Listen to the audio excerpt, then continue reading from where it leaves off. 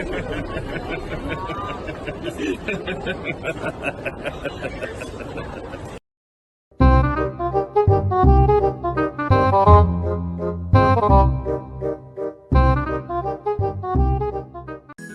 Everyone, welcome to MSP knowledge official YouTube channel. और इस video में हम लोग पढ़ने वाले हैं फिजिक्स का चैप्टर इलेक्ट्रिसिटी। तो बिना टाइम वेस्ट करें अब हम लोग ये वीडियो स्टार्ट करते हैं।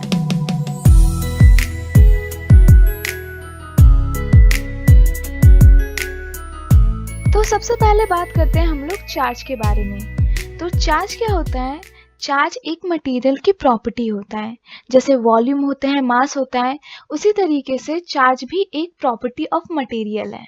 हम लोगों ने 9th क्लास में पढ़ा था, अगर कोई चीज कुछ मास गेन करता है और कुछ स्पेस कंज्यूम करता है, उसको हम लोग मैटर बोलते हैं। तो ये मास और स्पेस यानी कि वॉल्यूम, तो मास और वॉल्यूम ये एक प्रॉपर्टी है मैटर की। उसी तरीके से चार्ज भी एक प्रॉपर्टी होता है मैटर की।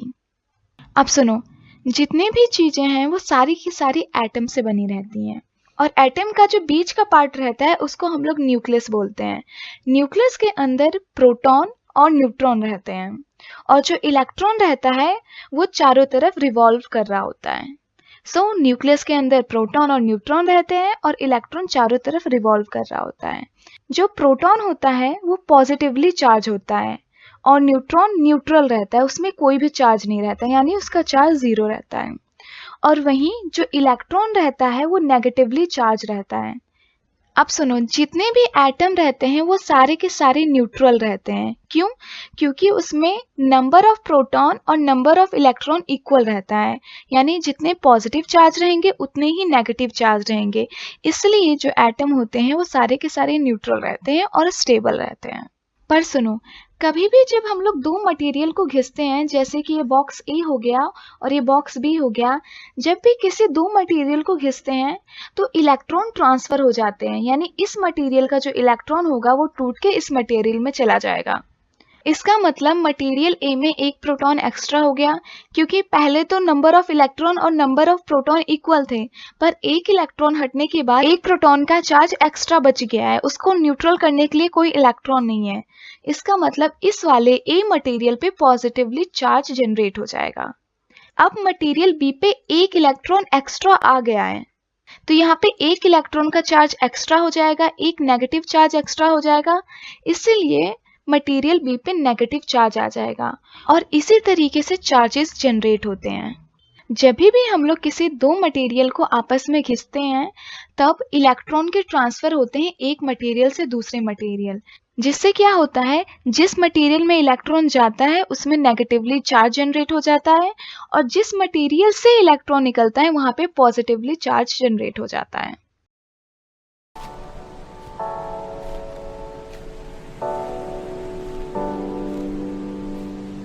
1 मिनट का एक छोटा सा ब्रेक है। तुम लोगों को एक छोटी सी इन्फॉर्मेशन देनी थी। तुम लोगों को पता ही है कि सैम्पल पेपर सॉल्व करना बहुत ज़्यादा इंपॉर्टेंट है, और इसलिए मैंने 5 सैम्पल पेपर वीडियोस की लिंक डाल रखी है डिस्क्रिप्शन में, तो तुम लोग इसको ज़रूर से चेक कर लेना। एग्ज़ाम से पहले तुम लोग ये वीडियो कभी भी देख लेना, क्योंकि सैम्पल पेपर सॉल्व करना बहुत ज़्यादा इंपॉर्टेंट है, और एटलीस्ट तुम लोगों को 5 सैम्पल पेपर सॉल्व करनी है, और वो मैंने करवा रखे हैं। बस तुम लोगों को कभी भी जब भी टाइम मिले तुम लोगों को ये वीडियोस देख लेनी है। 2x की स्पीड से देखना, काफ़ी फास्ट हो जाएगा। और हाँ, मुझे ये भी पता है कि तुम लोगों को हर चैप्टर से कुछ टॉपिक वाइज ही डाउट रहते हैं। जैसे तुम लोग हमेशा कंफ्यूज हो जाते हो कि फ्लेमिंग्स का लेफ्ट हैंड रूल कब यूज़ करें और फ्लेमिंग्स का राइट हैंड रूल कब यूज़ करें। तो इसके लिए मैंने magnetic effect of electric current के जितने भी रूल्स होते हैं उनको एक शॉट में कंप्लीट करवाया है विथ क्वेश्चन। तो तुम लोग ये वाला वीडियो भी देख सकते हो, मैंने डिस्क्रिप्शन में लिंक डाल रखी है। ये 40 मिनट की क्लास थी, तो अगर तुम लोग 2x की स्पीड से देखोगे तो 20 मिनट्स में तुम लोगों के सारे रूल्स विथ क्वेश्चन एकदम अच्छे से क्लियर हो जाएंगे। और हाँ, अगर तुम लोगों को मोनो हाइब्रिड और डाई हाइब्रिड के क्वेश्चन करने में प्रॉब्लम होती है तो तुम लोग एक और वीडियो देख लेना, इसका भी लिंक मैंने डिस्क्रिप्शन में डाल रखा है। इसमें मैंने मोनो हाइब्रिड और डाई हाइब्रिड के क्वेश्चन कैसे सॉल्व करें ये बताया हुआ है, और बहुत सारे क्वेश्चन भी करवाए हुए हैं, तो तुम लोग इसको भी देख सकते हो। और एक और बात, अगर तुम लोगों को इलेक्ट्रिसिटी के क्वेश्चन करने में दिक्कत होती है तो इसके लिए भी मैंने प्रॉपर वीडियो बना रखा है। अगर क्लासेस ओपन होने में कोई प्रॉब्लम आ रही है या फिर तुम लोगों से कोई पासवर्ड पूछ रहा है तो तुम लोग पासवर्ड यूज़ कर सकते हो MSPK10। इससे ये सारी के सारी क्लासेस फ्री में ओपन हो जाएंगे, तुम लोगों को अपनी एंड से कुछ पे नहीं करना है। तो ये सारी के सारी इन्फॉर्मेशन थी, तो तुम लोग इसको भी चेक कर लेना। और एक और बात, तुम लोग अपनी प्रिपरेशन अनअकैडमी से कर सकते हो। वहाँ पे बहुत सारे टेस्ट होते रहते हैं, जैसे इमर्ज टेस्ट। ये एक फ्री लाइव मॉक टेस्ट है, तो तुम लोग इसको ज़रूर से दे देना, क्योंकि जितना तुम लोग टेस्ट दोगे उतना तुम लोग बेटर बनोगे। जितना तुम लोग इस टाइम पे टेस्ट दोगे उतना ही अच्छा है, तो इस टेस्ट को तुम लोग ज़रूर दे देना। डिस्क्रिप्शन में लिंक होगा, और इनरोल करते वक्त कोड यूज़ करना MSPK10। इससे तुम लोग फ्री में इस टेस्ट में इनरोल हो जाओगे। और अगर तुम लोगों को इस टेस्ट में अच्छी रैंक आती है तो तुम लोगों को 100% स्कॉलरशिप तक मिल सकती है, तो तुम लोग इसको ज़रूर से देना। डिस्क्रिप्शन में लिंक है। और अगर तुम लोग सब्सक्रिप्शन लेने का सोच रहे हो तो ये काफ़ी अच्छा टाइम है, क्योंकि अभी न्यू बैच शुरू हो रहे हैं, तो तुम लोग सब्सक्रिप्शन भी ले सकते हो। बस तुम लोग कोड यूज़ करना है MSPK10। इस कोड को यूज़ करने से जितने भी मैक्सिमम डिस्काउंट उस समय चल रहे होंगे वो तुम लोगों को मिल जाएंगे। तो यही सारी इन्फॉर्मेशन तुम लोगों को देनी थी। फ्री लाइव क्लासेस के लिंक तुम लोगों को डिस्क्रिप्शन में मिल जाएंगे, तो इसको तुम लोग ज़रूर से चेक कर लेना। तो इसी के साथ हम लोगों की इन्फॉर्मेशन ख़त्म होती है। अब हम लोग वापस अपने टॉपिक पे आते हैं।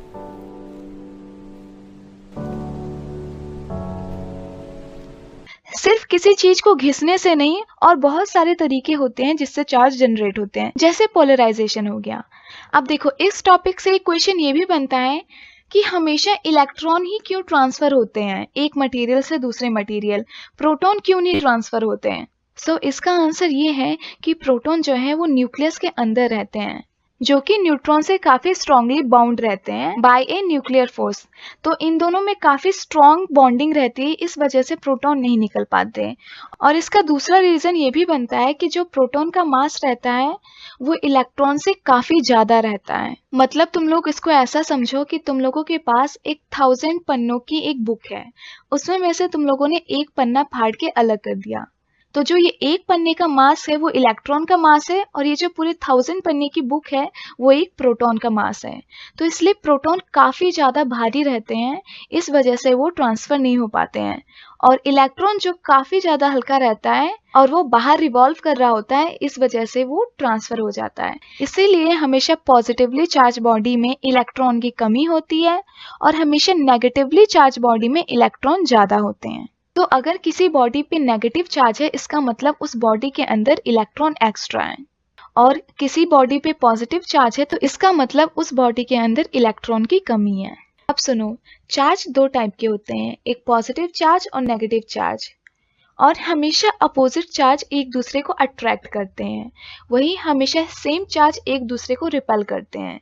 मतलब कि अगर पॉजिटिव पॉजिटिव रहेगा तो ये आपस में एक दूसरे को रिपेल करेंगे, या फिर नेगेटिव नेगेटिव रहेगा तो ये भी आपस में एक दूसरे को रिपेल करेंगे। तो एटम के अंदर वेरी स्मॉल पार्टिकल प्रेजेंट रहते हैं। अगर वो नेगेटिव है तो उनको हम लोग इलेक्ट्रॉन कहते हैं, और अगर वो पॉजिटिव है तो उनको हम लोग प्रोटॉन कहते हैं। सो तुम लोगों को अब चार्ज के बारे में अच्छे से पता हो गया है। तो चार्ज किसे कहते हैं? चार्ज भी एक प्रॉपर्टी ऑफ मटेरियल रहता है, वॉल्यूम और मास की तरह, और जिसका ऐसा यूनिट रहता है कूलम्ब, जिसको हम लोग C से रिप्रेजेंट करते हैं। सो आई होप तुम लोगों को ये सारी की सारी बातें अच्छे से समझ में आ गई होंगी। अब हम लोग बात करते हैं क्वांटाइजेशन ऑफ चार्जेस के बारे में। तो क्वांटाइजेशन ऑफ चार्जेस का मतलब होता है कि कभी भी किसी भी बॉडी पे चार्ज होगा वो या तो 1 इलेक्ट्रॉनिक चार्ज होगा, या तो 2 इलेक्ट्रॉनिक चार्ज होगा, या फिर 3 इलेक्ट्रॉनिक चार्ज होगा, ऐसे सो ऑन एन नंबर्स तक जाएगा। मतलब कि किसी भी बॉडी पे या तो 1 इलेक्ट्रॉन जितना चार्ज हो सकता है, या फिर 2 इलेक्ट्रॉन जितने चार्ज हो सकते हैं, 3 इलेक्ट्रॉन जितने चार्ज हो सकते हैं, या फिर n नंबर ऑफ इलेक्ट्रॉन जितने चार्ज हो सकते हैं। मतलब कि कभी भी किसी बॉडी पे 3.5 इलेक्ट्रॉनिक चार्ज नहीं हो सकता। अब ये इलेक्ट्रॉनिक चार्ज क्या होता है? इलेक्ट्रॉनिक चार्ज का मतलब होता है कि एक इलेक्ट्रॉन के पास जितना चार्ज होता है वो, मतलब 1 इलेक्ट्रॉनिक चार्ज का मतलब हो गया कि 1 इलेक्ट्रॉन जितना चार्ज। 2 इलेक्ट्रॉनिक चार्ज का मतलब हो गया कि 2 इलेक्ट्रॉन जितना चार्ज। वैसे ही n number of electronic charge का मतलब हो गया कि n नंबर ऑफ इलेक्ट्रॉन जितना चार्ज। और ये बात एकदम सही है, क्योंकि देखो किसी भी बॉडी पे पॉजिटिव या नेगेटिव चार्ज कब आते हैं? तो ऐसा तभी होता है जब उस पे कुछ इलेक्ट्रॉन आ जाते हैं। तो जब उस पे कुछ इलेक्ट्रॉन आ जाते हैं तो उस पे नेगेटिव चार्ज हो जाता है, या फिर उससे कुछ इलेक्ट्रॉन चले जाते हैं। तो जब इलेक्ट्रॉन चले जाते हैं तो उस बॉडी पे पॉजिटिव चार्ज आ जाता है। अब कभी भी इलेक्ट्रॉन आएगा जाएगा तो या तो 1 इलेक्ट्रॉन होगा, 2 इलेक्ट्रॉन होगा, 3 इलेक्ट्रॉन होगा, कभी 3.5 इलेक्ट्रॉन थोड़ी ना हो सकता है। जब तुम लोग टॉफी खरीदने जाते हो तो दुकानदार से कहते हो कि मुझे अंकल 1 टॉफी दे दीजिए, या फिर 2 या फिर 3 या फिर n नंबर ऑफ टॉफीज दे दीजिए। कभी तुम लोगों ने 2.5 टॉफी मांगी है दुकानदार से? नहीं ना। तुम उससे 2.5 टॉफीज नहीं ले सकते हो, या तो 1 लोगे या फिर 3 लोगे या फिर 2 लोगे, कभी भी 2.5 नहीं ले सकते, या फिर 3.5 टॉफी नहीं ले सकते। उसी तरीके से एक बॉडी से दूसरे बॉडी में या तो 1 इलेक्ट्रॉन जाएगा, 2 या फिर 3। कभी भी फ्रैक्शन में इलेक्ट्रॉन ट्रांसफर नहीं होंगे, मतलब कभी भी हाफ इलेक्ट्रॉन ट्रांसफर नहीं होगा या फिर और भी कोई फ्रैक्शन। सो इसी से हम लोगों को एक फॉर्मूला मिलता है कि Q इक्वल टू NE। यहाँ पे Q क्या है? टोटल नंबर ऑफ चार्जेस हैं। तो कैपिटल Q का मतलब हो गया टोटल नंबर ऑफ चार्जेस, और यहाँ पे E हो गया 1 इलेक्ट्रॉनिक चार्जेस, जो कि होता है 1.6 इंटू 10⁻⁻19 कूलम। तो यहाँ पे E फॉर इलेक्ट्रॉन है जिसकी वैल्यू होती है 1.6 इंटू 10⁻⁻19 कूलम। और यहाँ पे n की वैल्यू कुछ भी हो सकती है। n कोई होल नंबर है, यानी 1 हो गया, 2 हो गया, 3 हो gया, 4 हो गया, ऐसे इन्फिनिटी तक हो सकता है। n कभी भी फ्रैक्शन में नहीं हो सकता, ठीक है।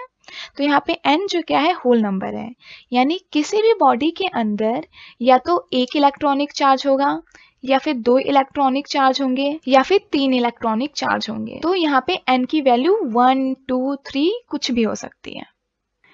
ये काफ़ी इंपॉर्टेंट फॉर्मूला है, तुम लोग इसको अच्छे से याद कर लेना। चैप्टर खत्म होने के बाद मैं तुम लोगों को एक फॉर्मूला शीट भी दे दूंगी इस पूरे चैप्टर का, जिसमें इस चैप्टर में जितने भी फॉर्मूले यूज़ किए गए हैं या फिर जितने भी मैंने शॉर्ट ट्रिक बताए हैं वो सारी की सारी 1 पेज में लिखी होंगी। इसलिए तुम लोग चैनल को सब्सक्राइब करना मत भूलना। और इस चैनल पर टर्म 2 के लिए बहुत इंपॉर्टेंट वीडियोस डलने वाले हैं, जैसे फॉर्मूला शीट हो गया, 1 पेज नोट हो गए, क्वेश्चन आंसर की PDF हो गए, या फिर कोई शॉर्ट ट्रिक हो गया। तो ये सारे के सारे इस चैनल पर डलेंगे। इसलिए ये बहुत इंपॉर्टेंट है कि तुम लोग इसको सब्सक्राइब कर लो और बेल आइकन दबा लो, जिससे कि तुम लोगों को सारी चीज़ें टाइम पे मिल जाएं। अब हम लोग आगे बढ़ते हैं। आई होप तुम लोगों को क्वांटाइजेशन ऑफ चार्जेस के बारे में पता चल गया होगा। इसका सीधा साधा मतलब है कि जब भी किसी बॉडी पे चार्ज आएगा वो या तो 1 इलेक्ट्रॉनिक चार्ज होगा, 2, 3, 4 या फिर n number of electronic charge होगा। कभी भी जो चार्ज होगा वो फ्रैक्शन नंबर पे नहीं होगा। इसी कॉन्सेप्ट से रिलेटेड हम लोग एक क्वेश्चन सॉल्व कर लेते हैं, जिससे तुम लोगों को ये सारी बातें अच्छे से समझ में आ जाए। क्वेश्चन ये है कि हमारे पास एक बॉडी है, तो तुम लोगों को बताना है क्या इस बॉडी पे 1.6 इंटू 10⁻⁻19 कूलम चार्ज हो सकता है या फिर नहीं हो सकता। तो वीडियो पॉज करो और खुद सोचो। यहाँ पे मैंने फॉर्मूला लिख दिया है, चार्ज इक्वल टू होता है n इंटू E, यानी नंबर ऑफ इलेक्ट्रॉन्स। यहाँ पे n जो है वो नंबर ऑफ इलेक्ट्रॉन्स है, और E जो है वो 1 इलेक्ट्रॉनिक चार्ज है जिसकी वैल्यू होती है 1.6 इंटू 10⁻⁻19 कूलम। इसका राइट आंसर हो गया हाँ, हो सकता है, क्योंकि ये 1 इलेक्ट्रॉन जितना चार्ज है। क्योंकि 1 इलेक्ट्रॉन का चार्ज होता है 1.6 इंटू 10⁻⁻19, यानी कि इस बॉडी पे या तो 1 इलेक्ट्रॉन आया है और या फिर 1 इलेक्ट्रॉन गया है। एक्चुअली में चार्ज पॉजिटिव दिया हुआ है, पॉजिटिव 1.6 इंटू 10⁻⁻19 कूलम, यानी कि यहाँ से 1 इलेक्ट्रॉन गया है। अब नेक्स्ट क्वेश्चन है कि क्या इस बॉडी पे 3.2 इंटू 10⁻⁻19 कूलम चार्ज हो सकता है या फिर नहीं हो सकता है। तो वीडियो फिर से पॉज करो और फिर से सोचो। इसका राइट आंसर हो गया हाँ, हो सकता है, क्योंकि ये 2 इलेक्ट्रॉनिक चार्ज जितना हो गया। इसी चार्ज को अगर हम लोग 2 से इंटू कर देंगे तब हम लोगों को ये वैल्यू मिलेगी, यानी इस वैल्यू में 2 इलेक्ट्रॉन है, इसलिए हम लोग इसको 2 इलेक्ट्रॉनिक चार्ज बोलते हैं। तो 2 इलेक्ट्रॉनिक चार्ज की वैल्यू होती है 2 इंटू 1 इलेक्ट्रॉनिक चार्ज, यानी 2 इंटू 1.6 इंटू 10⁻19 कूलम। हम लोगों को आंसर मिल जाता है 3.2 इंटू 10⁻⁻19 कूलम। तो ये किसी बॉडी पे चार्ज हो सकता है। लास्ट क्वेश्चन ये है कि क्या किसी बॉडी पे 3 इंटू 10⁻⁻19 कूलम चार्ज हो सकता है या फिर नहीं हो सकता है। तो वीडियो फिर से पॉज करो और फिर से सोचो। इसका राइट आंसर है कि नहीं हो सकता। इतना तो किसी पे चार्ज ही नहीं होता। क्योंकि हम लोग एक इलेक्ट्रॉन, दो इलेक्ट्रॉन, तीन इलेक्ट्रॉन, ऐसे कई इलेक्ट्रॉन जोड़ के ये चार्ज नहीं बना सकते। क्योंकि देखो, अगर एक इलेक्ट्रॉन हुआ तो इसकी वैल्यू हो जाएगी 1.6 इंटू 10⁻⁻19 कूलम। अगर दो इलेक्ट्रॉन हुआ तो इसकी वैल्यू हो जाएगी 3.2 इंटू 10⁻⁻19 कूलम। अब देखो, इस पूरे वैल्यू में 3 बीच में आता है, तो ये तो कुछ इस तरीके से हो जाएगा कि हम लोगों ने एक इलेक्ट्रॉन डाला, उसके बाद कुछ और पार्ट ऑफ इलेक्ट्रॉन डाल दिए, यानी इलेक्ट्रॉन को तोड़ के और डाल दिया, तब हम लोगों को 3 इंटू 10⁻⁻19 कूलम चार्ज मिल जाएगा, और जो कि पॉसिबल नहीं है, हम लोग इलेक्ट्रॉन को तोड़ नहीं सकते। तो इसका मतलब ये है कि किसी भी बॉडी पे 3 इंटू 10⁻⁻19 कूलम चार्ज नहीं हो सकता। सो आई होप तुम लोगों को ये बातें अच्छे से समझ में आ गई होंगी। कहने का सीधा साधा मतलब ये है कि किसी भी बॉडी पे जो चार्ज होगा वो n टाइम्स होगा 1.6 इंटू 10⁻⁻19 कूलम के। ठीक है, सो किसी भी बॉडी पे जो चार्ज होगा वो n टाइम्स होगा एक इलेक्ट्रॉन चार्ज के, जो कि होता है 1.6 into 10⁻⁻19 coulomb. So I hope तुम लोगों को ये सारी बातें अच्छे से समझ में आ गई होंगी। अब हम लोग बात करते हैं करंट के ऊपर। तो करंट का सीधा साधा मतलब ये होता है कि जब कोई भी चार्ज फ्लो करने लगता है कुछ टाइम लेके, तो उसी को हम लोग करंट बोलते हैं, यानी rate of flow of charge is called current. यहाँ पे नेट चार्ज का मतलब हो गया है कि टोटल करंट। अब देखो, हर एक चीज के अंदर इलेक्ट्रॉन होते हैं। जो तुम लोगों ने फोन पकड़ा हुआ है वो एटम से बना हुआ है, और एटम के अंदर इलेक्ट्रॉन होते हैं। पर वही इलेक्ट्रॉन एटम से निकलकर फ्लो करने लगे तब करंट जनरेट होता है। देखो, एक तार के अंदर क्या होता है, एक तार के अंदर बहुत सारे फ्री इलेक्ट्रॉन्स होते हैं। तो जब हम लोग उस तार को स्विच में लगाते हैं, यानी एक पोटेंशियल डिफरेंस क्रिएट करते हैं, हम लोग पोटेंशियल डिफरेंस के बारे में आगे पढ़ेंगे, बस मैं तुम लोगों को एक एग्जाम्पल दे रही हूँ।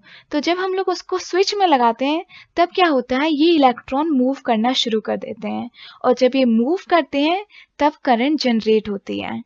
अगर तुम लोग एक नॉर्मल सा तार ले लो जिसको स्विच में नहीं लगाए हो, तो उसको छूने से तुम लोगों को करंट नहीं लगता, क्योंकि तब इलेक्ट्रॉन का मूवमेंट नहीं हो रहा होता है। पर वही जब हम लोग स्विच में लगा देते हैं और इलेक्ट्रॉन का मूवमेंट होता है, तो तब अगर तुम लोग उस तार को छूओगे तब तुम लोगों को बहुत जोर का झटका मिलेगा। सो इसलिए ये गलती मत करना। तो करंट क्या होता है? करंट कुछ नहीं, बस rate of flow of charges होता है, जिसको हम लोग आई से डिनोट करते हैं। तो आई का फॉर्मूला क्या हो गया? Q बाई टी, यानी चार्ज बाय टाइम। तो Q फॉर चार्ज हो गया और T फॉर टाइम हो गया, इसी को हम लोग करंट बोलते हैं। और जो करंट होता है उसकी SI यूनिट होती है एम्पियर, जिसको हम लोग A से लिखते हैं। सो अब बात आती है कि 1 एम्पियर कहते किसे हैं। तो कभी भी फिजिक्स में अगर तुम लोगों को कोई यूनिट डिफाइन करना हो, यानी किसी भी SI यूनिट की वैल्यू पता करनी हो, तो तुम लोग क्या किया करो, उसके फॉर्मूले में जितनी भी चीजें हैं उन सबको 1 कर दो। तो देखो, करंट का फॉर्मूला होता है Q बाई टी, और हम लोगों को 1 एम्पियर की वैल्यू पता करनी है, तो हम लोग चार्ज को 1 कूलम्ब लिख लेंगे और टाइम को 1 सेकेंड कर देंगे। सो जब 1 कूलम्ब ऑफ चार्ज फ्लो कर रहा होगा 1 सेकेंड में, तो जितना करंट प्रोड्यूस होगा उसको हम लोग 1 एम्पियर चार्ज बोलते हैं। So 1 ampere defined as 1 coulomb of charge flowing per second. So I hope तुम लोगों को ये सारी की सारी बातें अच्छे से समझ में आ गई होंगी।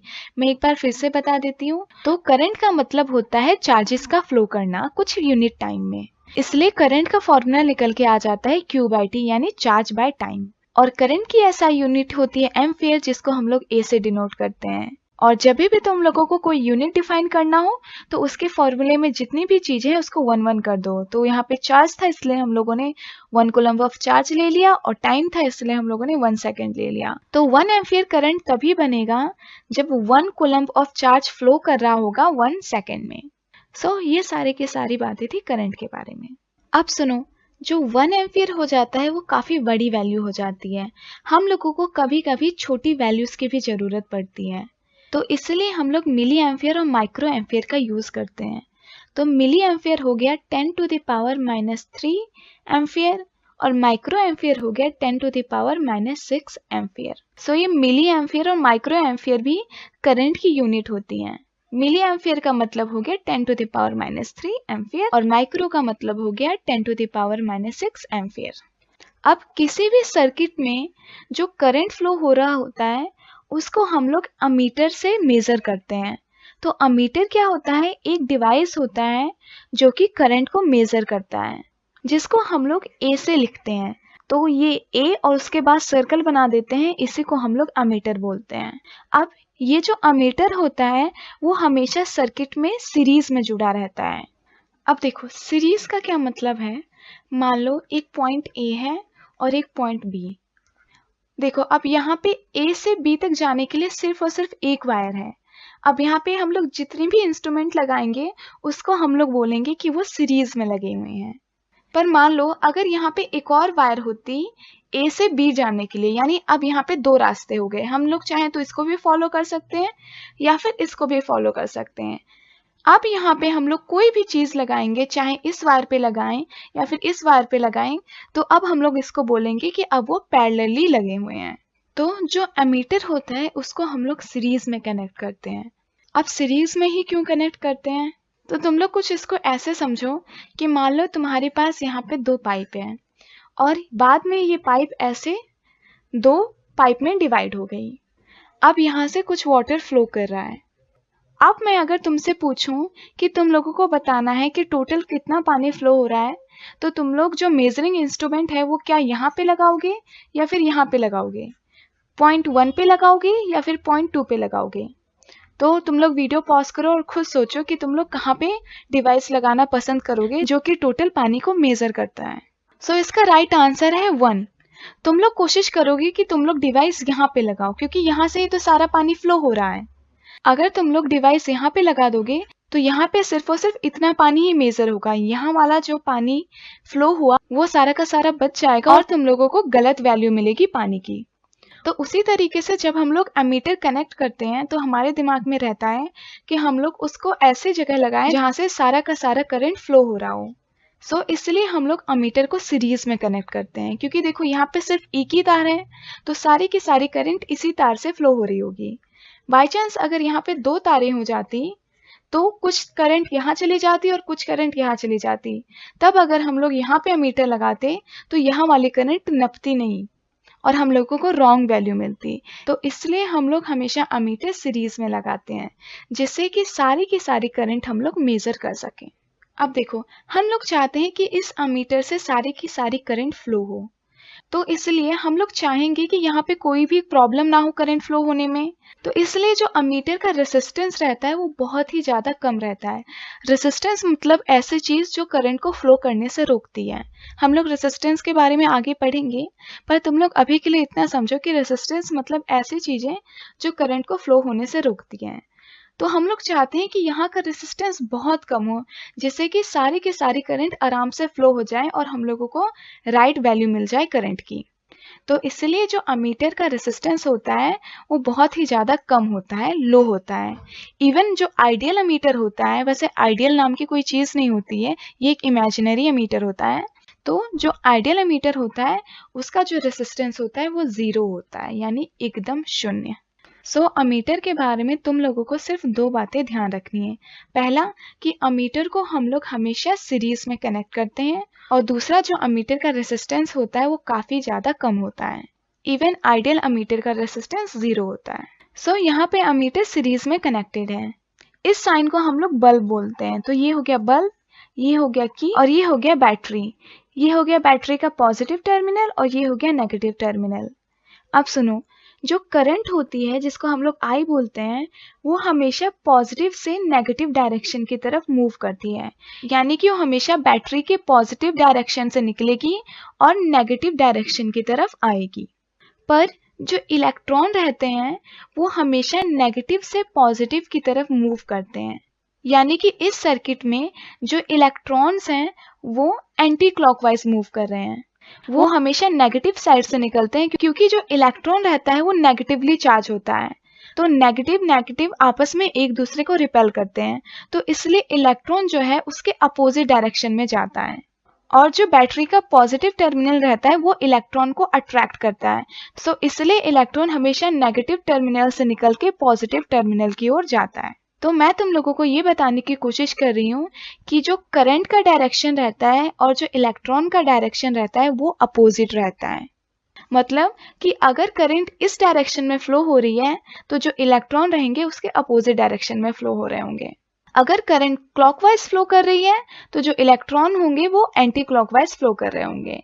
हमेशा करंट और इलेक्ट्रॉन का डायरेक्शन अपोजिट रहेगा। पर हर डायग्राम में जो एरो बना रहता है वो करंट को रिप्रेजेंट करता है। तो इस डायग्राम में ये जो एरो बने हुए हैं वो करंट की डायरेक्शन बता रहे होते हैं। कभी भी किसी भी डायग्राम में इलेक्ट्रॉन की डायरेक्शन शो नहीं की जाती है। तो तुम लोगों को इस डायग्राम में ये जो एरो दिख रहे हैं वो सारे के सारे करंट को रिप्रेजेंट कर रहे हैं। कभी भी इलेक्ट्रॉन के डायरेक्शन को डायग्राम में नहीं रिप्रेजेंट किया जाता। तुम लोगों को बस इतना जानना है, जो इलेक्ट्रॉन की डायरेक्शन रहती है और जो करंट की डायरेक्शन रहती है वो अपोजिट रहते हैं। अगर करंट इस तरीके से मूव कर रही है तो जो इलेक्ट्रॉन रहेगा उसके जस्ट अपोजिट मूव करेगा। ये सारी की सारी बातें हो गई करंट और उसके डायरेक्शन को लेके। अब हम लोग बात करते हैं पोटेंशियल के ऊपर। देखो, पोटेंशियल को हिंदी में बोलते हैं क्षमता। लोग कहते हैं ना कि मेरे पास बहुत सारा पोटेंशियल है, मैं ये कर सकता हूँ वो कर सकता हूँ, तो मतलब वो कहीं ना कहीं अपनी एनर्जी की बात कर रहे होते हैं। पोटेंशियल यानी क्षमता का कुछ ना कुछ रिलेशन एनर्जी से तो होता है, ये तो पक्का हो गया। अब सुनो, मान लो मैंने यहाँ पे एक पॉजिटिव चार्ज रखा है और दूर कहीं पे मैंने एक और पॉजिटिव चार्ज रखा हुआ है। अब मैं क्या कर रही हूँ, इस पॉजिटिव चार्ज को धीरे धीरे करके इस पॉजिटिव चार्ज के पास ला रही हूँ और मैंने लाके यहाँ पे पॉइंट ए जगह पे इस पॉजिटिव चार्ज को रख दिया। अब देखो, ये भी पॉजिटिव चार्ज है और ये भी पॉजिटिव चार्ज है, तो आपस में इन दोनों की क्या होगा, रिपल्शन होगा। ये पॉजिटिव चार्ज यहाँ पे आना तो नहीं चाह रहा था क्योंकि यहाँ पे तो रिपल्शन हो रहा है, तो ये तो यहाँ पे खुश था, पर मैं इसको जानबूझ के धीरे धीरे यहाँ पे लेके आई। इस प्रोसेस में मैंने कुछ वर्क डन किया, मतलब मैंने कुछ काम किया। किस पे काम किया? मान लो इस पॉजिटिव चार्ज पे Q चार्ज था, मैंने इस चार्ज पे कुछ वर्क डन किया जिस पे Q अमाउंट का कुछ चार्ज था।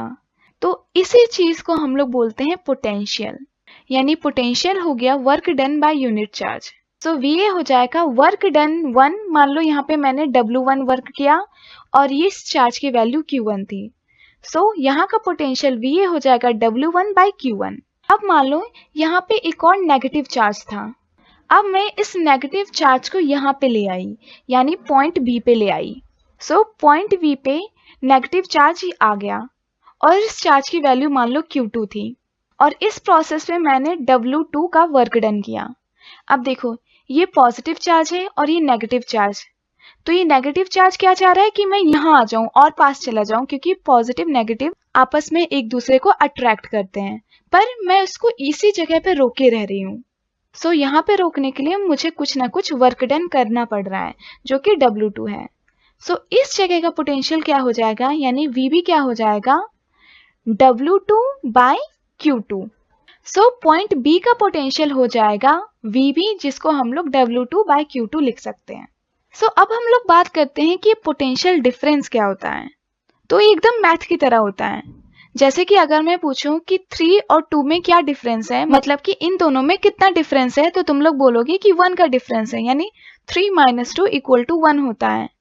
उसी तरीके से अगर मैं पूछूं कि पोटेंशियल A और पोटेंशियल B में क्या डिफरेंस है, यानी इन दोनों में पोटेंशियल डिफरेंस कितना है, तो तुम लोग बोलोगे कि पोटेंशियल डिफरेंस तुम माइनस को बोलते हैं, तो यानी VB माइनस VA ही यहाँ का पोटेंशियल डिफरेंस हो जाएगा, या फिर तुम लोग VA माइनस VB भी कर सकते हो, कोई प्रॉब्लम नहीं है, इससे कुछ फर्क नहीं पड़ता। जो बड़ा वैल्यू होगा उससे छोटे को माइनस कर देना, इससे तुम लोगों को डिफरेंस मिल जाएगा और इसी डिफरेंस को हम लोग बोलते हैं पोटेंशियल डिफरेंस।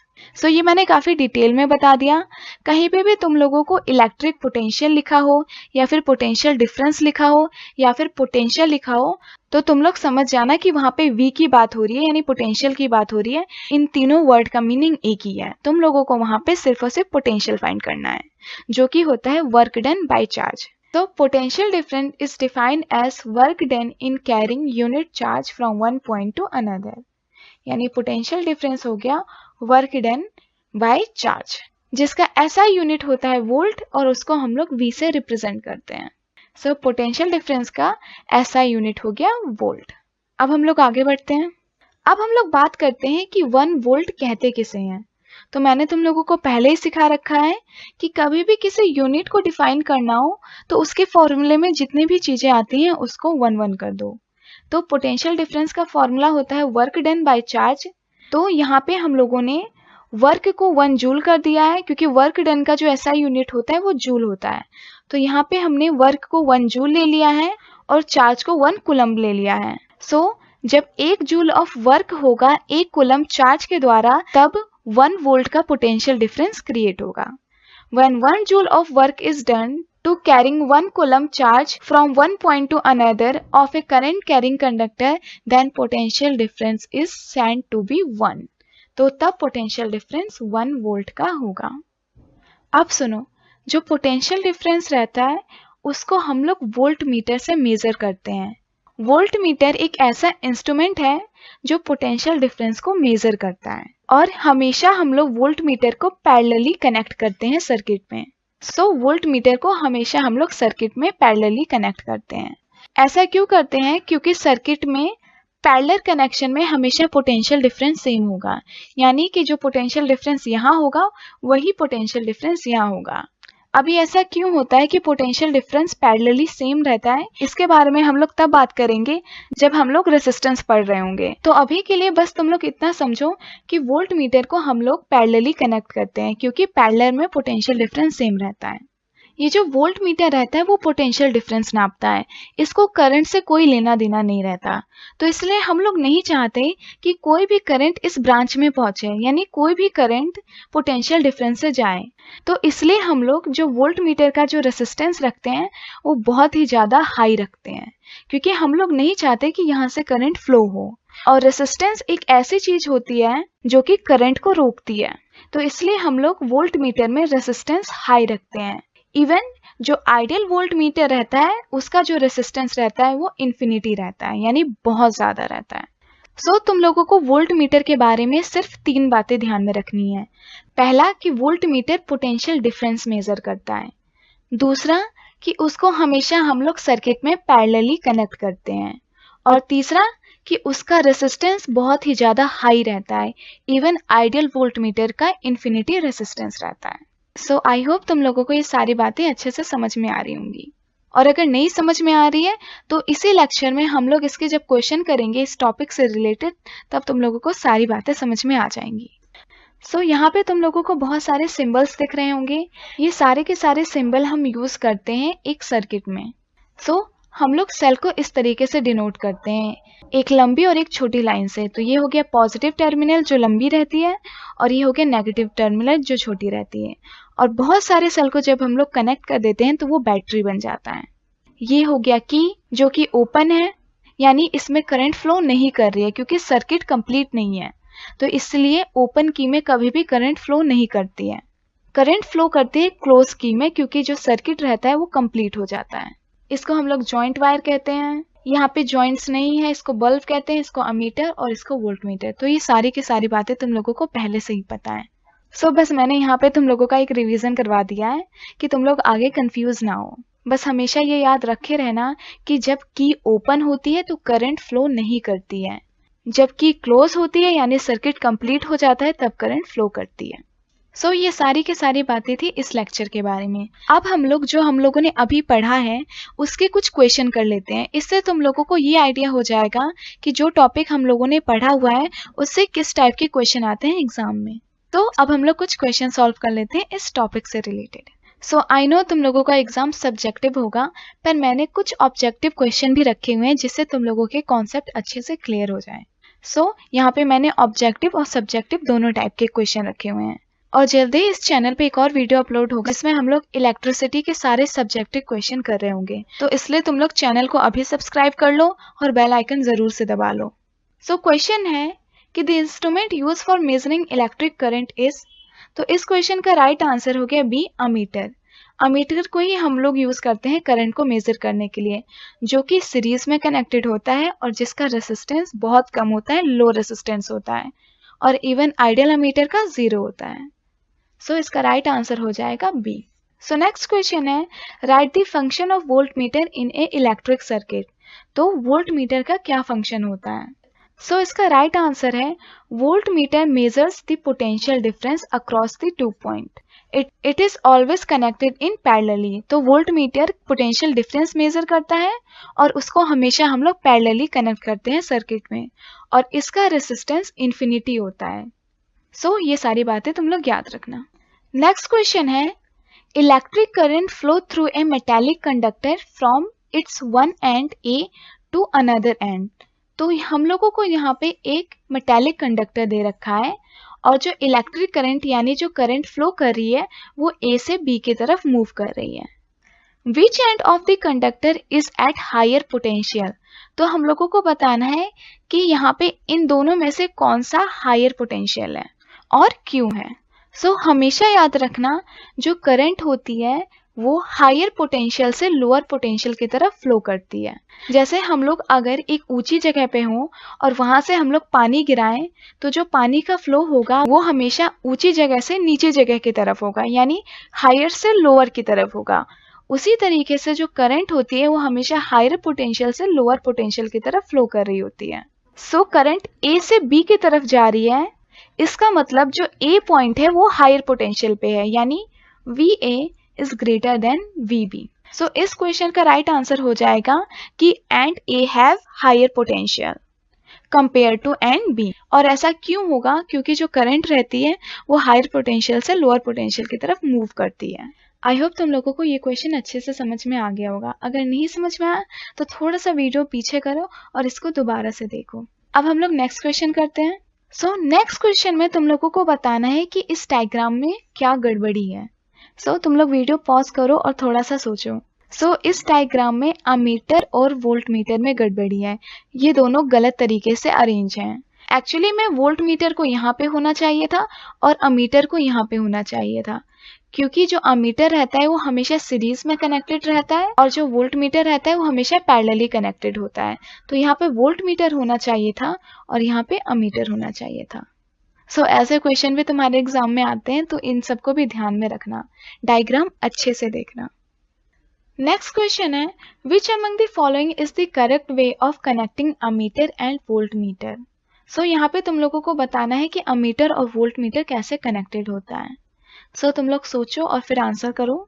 सो इस क्वेश्चन का राइट आंसर हो गया डी। अमीटर को हम लोग हमेशा सीरीज में कनेक्ट करते हैं और वोल्ट मीटर को हम लोग हमेशा पैरेलली कनेक्ट करते हैं। So the right answer is D.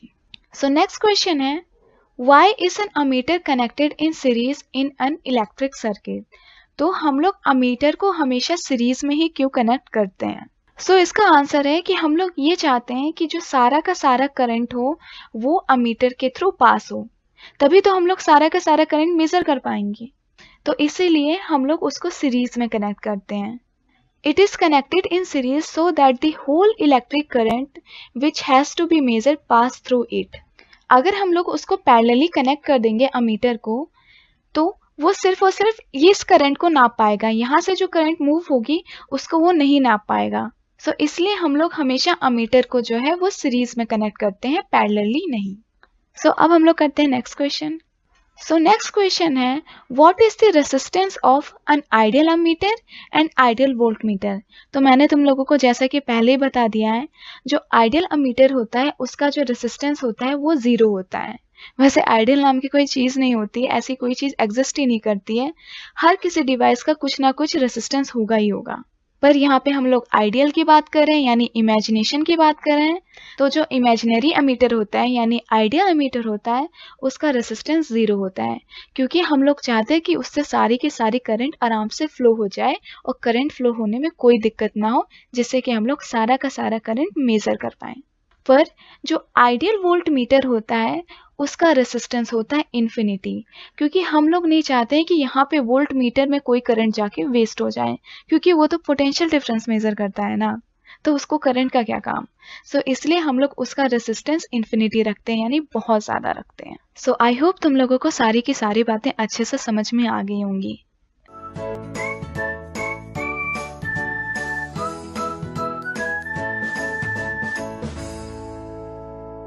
Ohms नाम के एक साइंटिस्ट थे जिन्होंने दिया ओम्स लॉ। सो ओम्स सर ने हम लोगों को एक बात बताई कि जो करंट होता है सर्किट में वो डायरेक्टली प्रोपोर्शनल रहता है पोटेंशियल डिफरेंस के।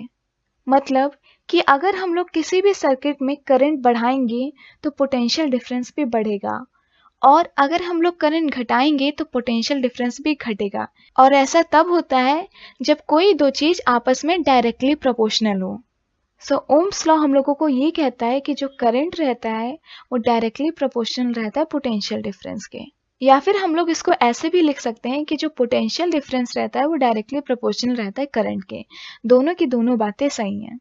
अब देखो, जब भी हम लोग कोई प्रोपोर्शनैलिटी साइन हटाते हैं तो एक कांस्टेंट जोड़ते हैं, तो हमेशा प्रोपोर्शनैलिटी साइन हटने के बाद एक कांस्टेंट लगता है। अब इसी चीज को मैं ऐसे लिख सकती हूँ कि V equal to R into I। यहाँ पे R जो क्या है, R एक कांस्टेंट है, क्योंकि हम लोगों ने प्रोपोर्शनैलिटी साइन हटाया इसलिए हम लोगों को एक कांस्टेंट जोड़ना पड़ा। तो इससे हम लोगों को फॉर्मूला निकल के आ जाता है V इक्वल टू IR। इसी को हम लोग ओम्स लॉ बोलते हैं, जिसका जो ग्राफ रहता है वो स्ट्रेट लाइन रहता है।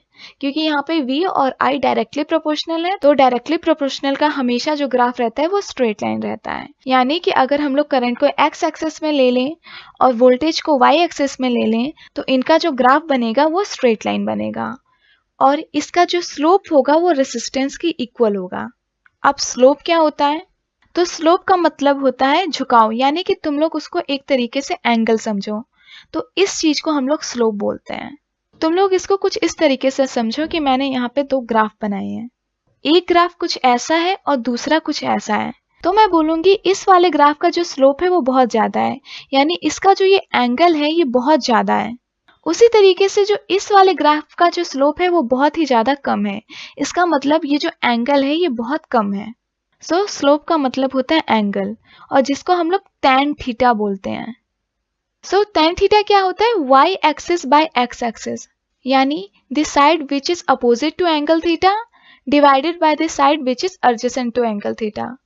सो यहाँ पे y एक्सिस में हो गया v और यहाँ पे x एक्सिस में हो गया I, और इसी को हम लोग रेसिस्टेंस बोलते हैं, क्योंकि यहाँ का जो स्लोप होता है यानी जो tan थीटा है वो रेसिस्टेंस के इक्वल होता है। अब देखो, ये वाला फॉर्मूला इस वाले फॉर्मूले से मिलता जुलता है। यहाँ पे भी अगर हम लोग R की वैल्यू निकाले तो वो V बाई I आएगा। मैंने बस I को यहाँ पे V के नीचे पहुंचा दिया, तो ये शो करता है कि जो ग्राफ में जो स्लोप मिलता है वो रेसिस्टेंस के इक्वल होता है। आई नो तुम लोग काफी ज्यादा कंफ्यूज हो गए हो, तो तुम लोग ओम्स लॉ के बारे में सिर्फ दो बातें ध्यान में रखो। पहला कि ओम्स लॉ कहता है जो पोटेंशियल डिफरेंस रहता है वो डायरेक्टली प्रोपोर्शनल रहता है करंट के, या फिर जो करंट रहता है वो डायरेक्टली प्रोपोर्शनल रहता है पोटेंशियल डिफरेंस के। बात एक ही है।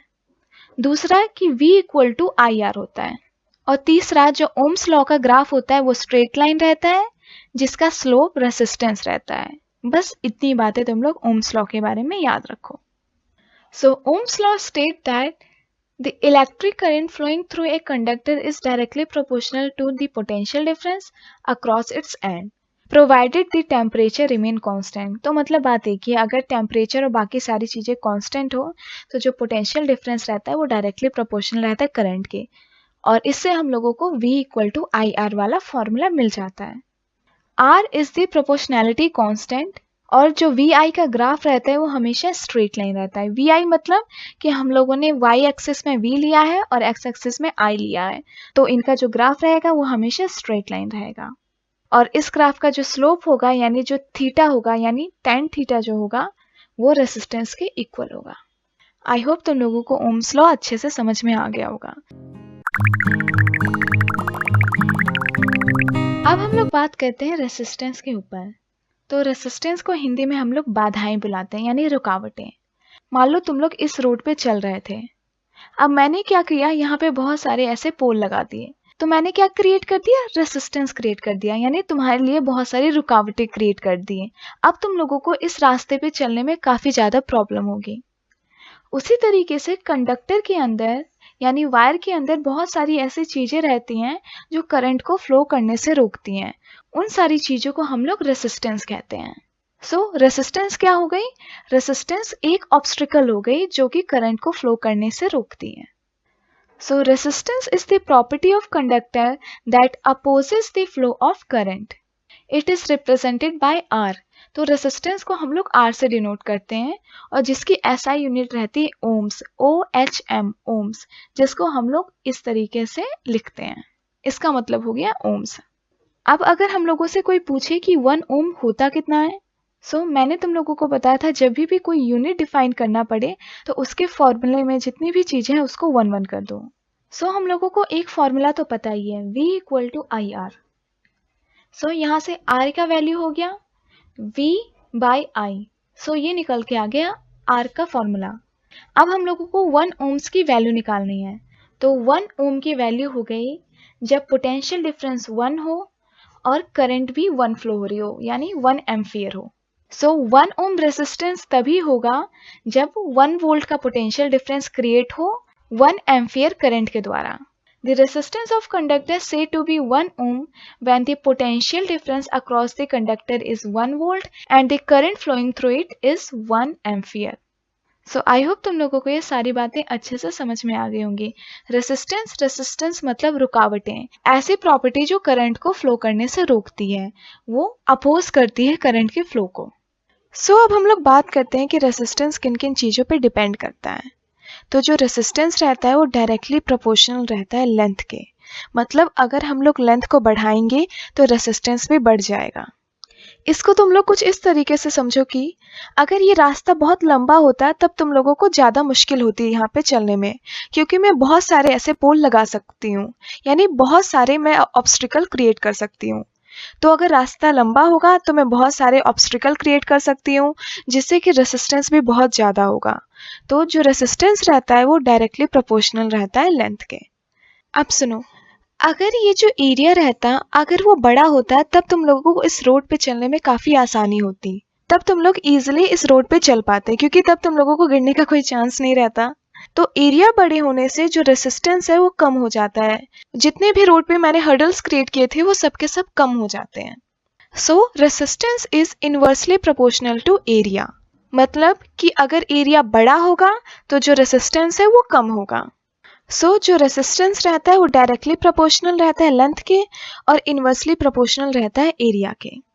तो ये जो कंडक्टर है, यानी ये जो वायर है, इस चीज़ को हम लोग बोलते हैं क्रॉस सेक्शनल एरिया।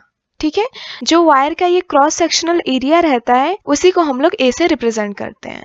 तो जो रेसिस्टेंस रहता है वो डायरेक्टली प्रोपोर्शनल रहता है वायर के लेंथ के, मतलब कंडक्टर के लेंथ के, और वो इनवर्सली प्रोपोर्शनल रहता है क्रॉस सेक्शनल एरिया के।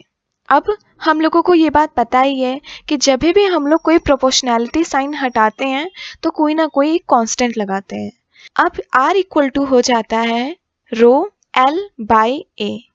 इस कांस्टेंट को हम लोग रेसिस्टिविटी कहते हैं, जिसको हम लोग रो से डिनोट करते हैं, RHO। तो इसको हम लोग रो बुलाते हैं। तो हम लोगों को एक रेसिस्टेंस का दूसरा फॉर्मूला मिल जाता है, R = ρL/A।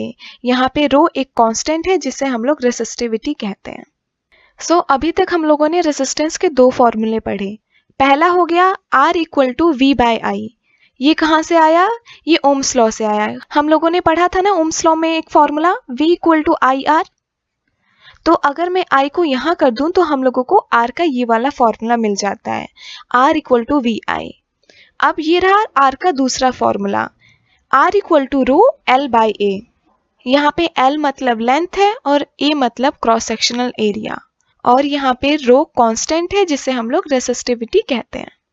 आई होप तुम लोगों को ये सारी बातें अच्छे से समझ में आ रही होंगी। जो रेसिस्टेंस रहता है वो डायरेक्टली प्रोपोर्शनल रहता है लेंथ के और इनवर्सली प्रोपोर्शनल रहता है क्रॉस सेक्शनल एरिया के। और जब भी हम लोग प्रोपोर्शनैलिटी साइन हटाते हैं तो एक कांस्टेंट लगाते हैं, और यहाँ पे जो कांस्टेंट है वो रेसिस्टिविटी है जिसे हम लोग रो बुलाते हैं।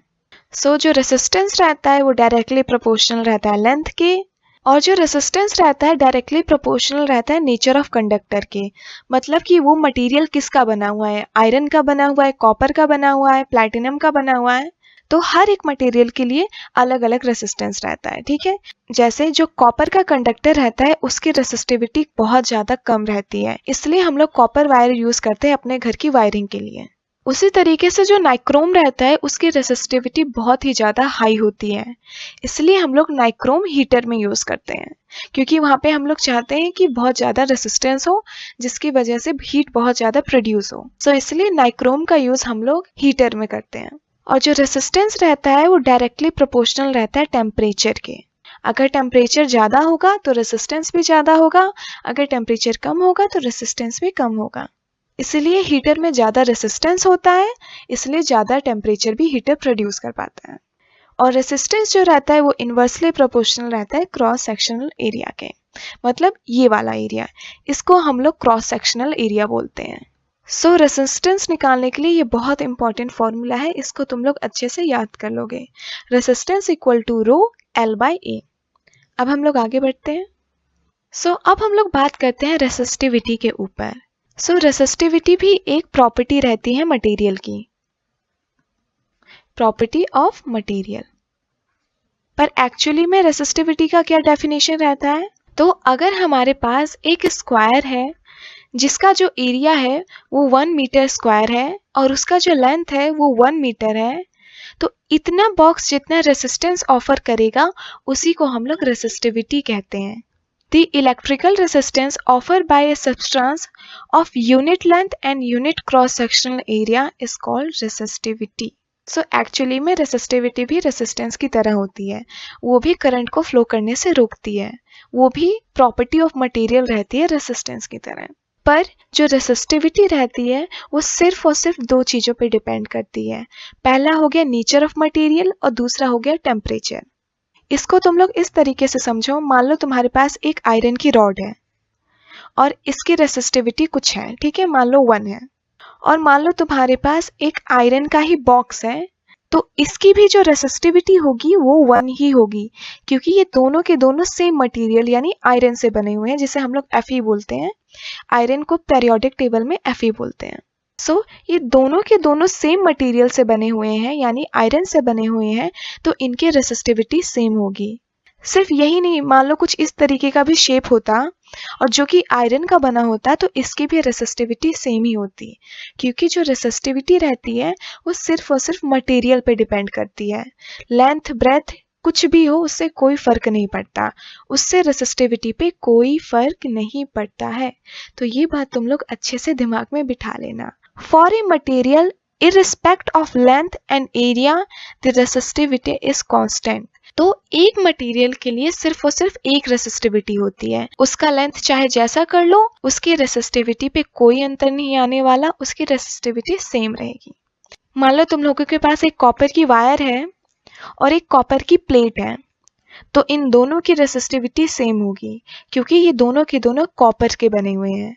पर जो ये कॉपर की रेसिस्टिविटी अलग होगी और आयरन की रेसिस्टिविटी अलग होगी, क्योंकि ये दोनों के दोनों अलग अलग मटेरियल हैं, एक कॉपर है और एक आयरन है। तो अलग अलग मटेरियल के लिए अलग अलग रेसिस्टिविटी रहती है, सेम मटेरियल के लिए एक ही रेसिस्टिविटी रहती है, चाहे उसका शेप कुछ भी हो जाए, चाहे उसका शेप वायर के शेप में हो या फिर स्क्वायर के शेप में हो या फिर सर्कल हो, जो भी हो। अगर कोई भी दो चीज़ सेम मटेरियल की बनी हुई है तो उनकी रेसिस्टिविटी भी सेम होगी। सो रेसिस्टिविटी की ऐसा यूनिट रहती है ओम्स मीटर। हम लोगों ने पहले पढ़ा है कि जो रेसिस्टेंस की ऐसा यूनिट रहती है ओम्स रहती है, उसी तरीके से जो रेसिस्टिविटी की ऐसा यूनिट रहती है वो ओम्स मीटर रहती है। तो यहाँ पे ओम है और फिर मीटर भी है। ओके, आई होप तुम लोगों को ये सारी बातें अच्छे से समझ में आ रही होंगी।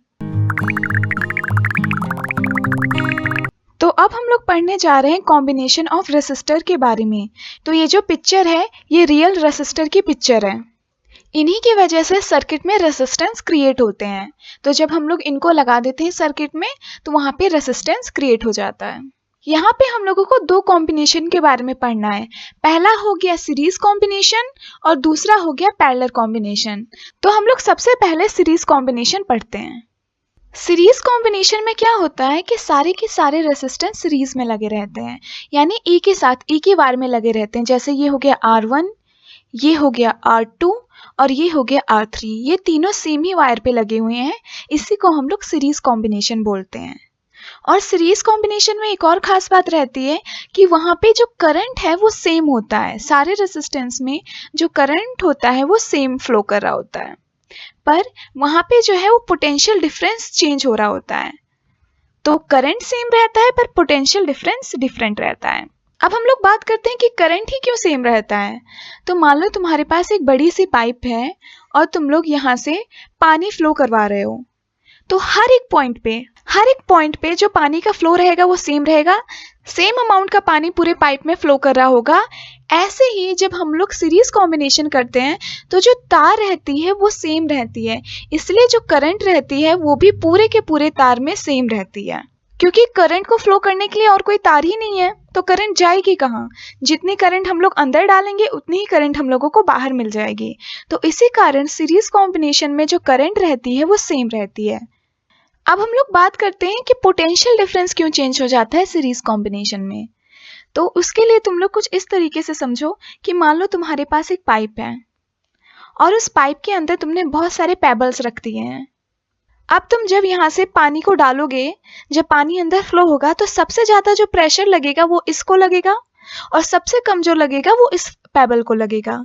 या फिर इनके जो साइजेस रहेंगे, अगर कोई पेबल सबसे ज्यादा भारी है तो उसमें कम फोर्स लगेगा और कोई पेबल जिसका वजन कम है तो उसमें बहुत ज्यादा फोर्स लग जाएगा।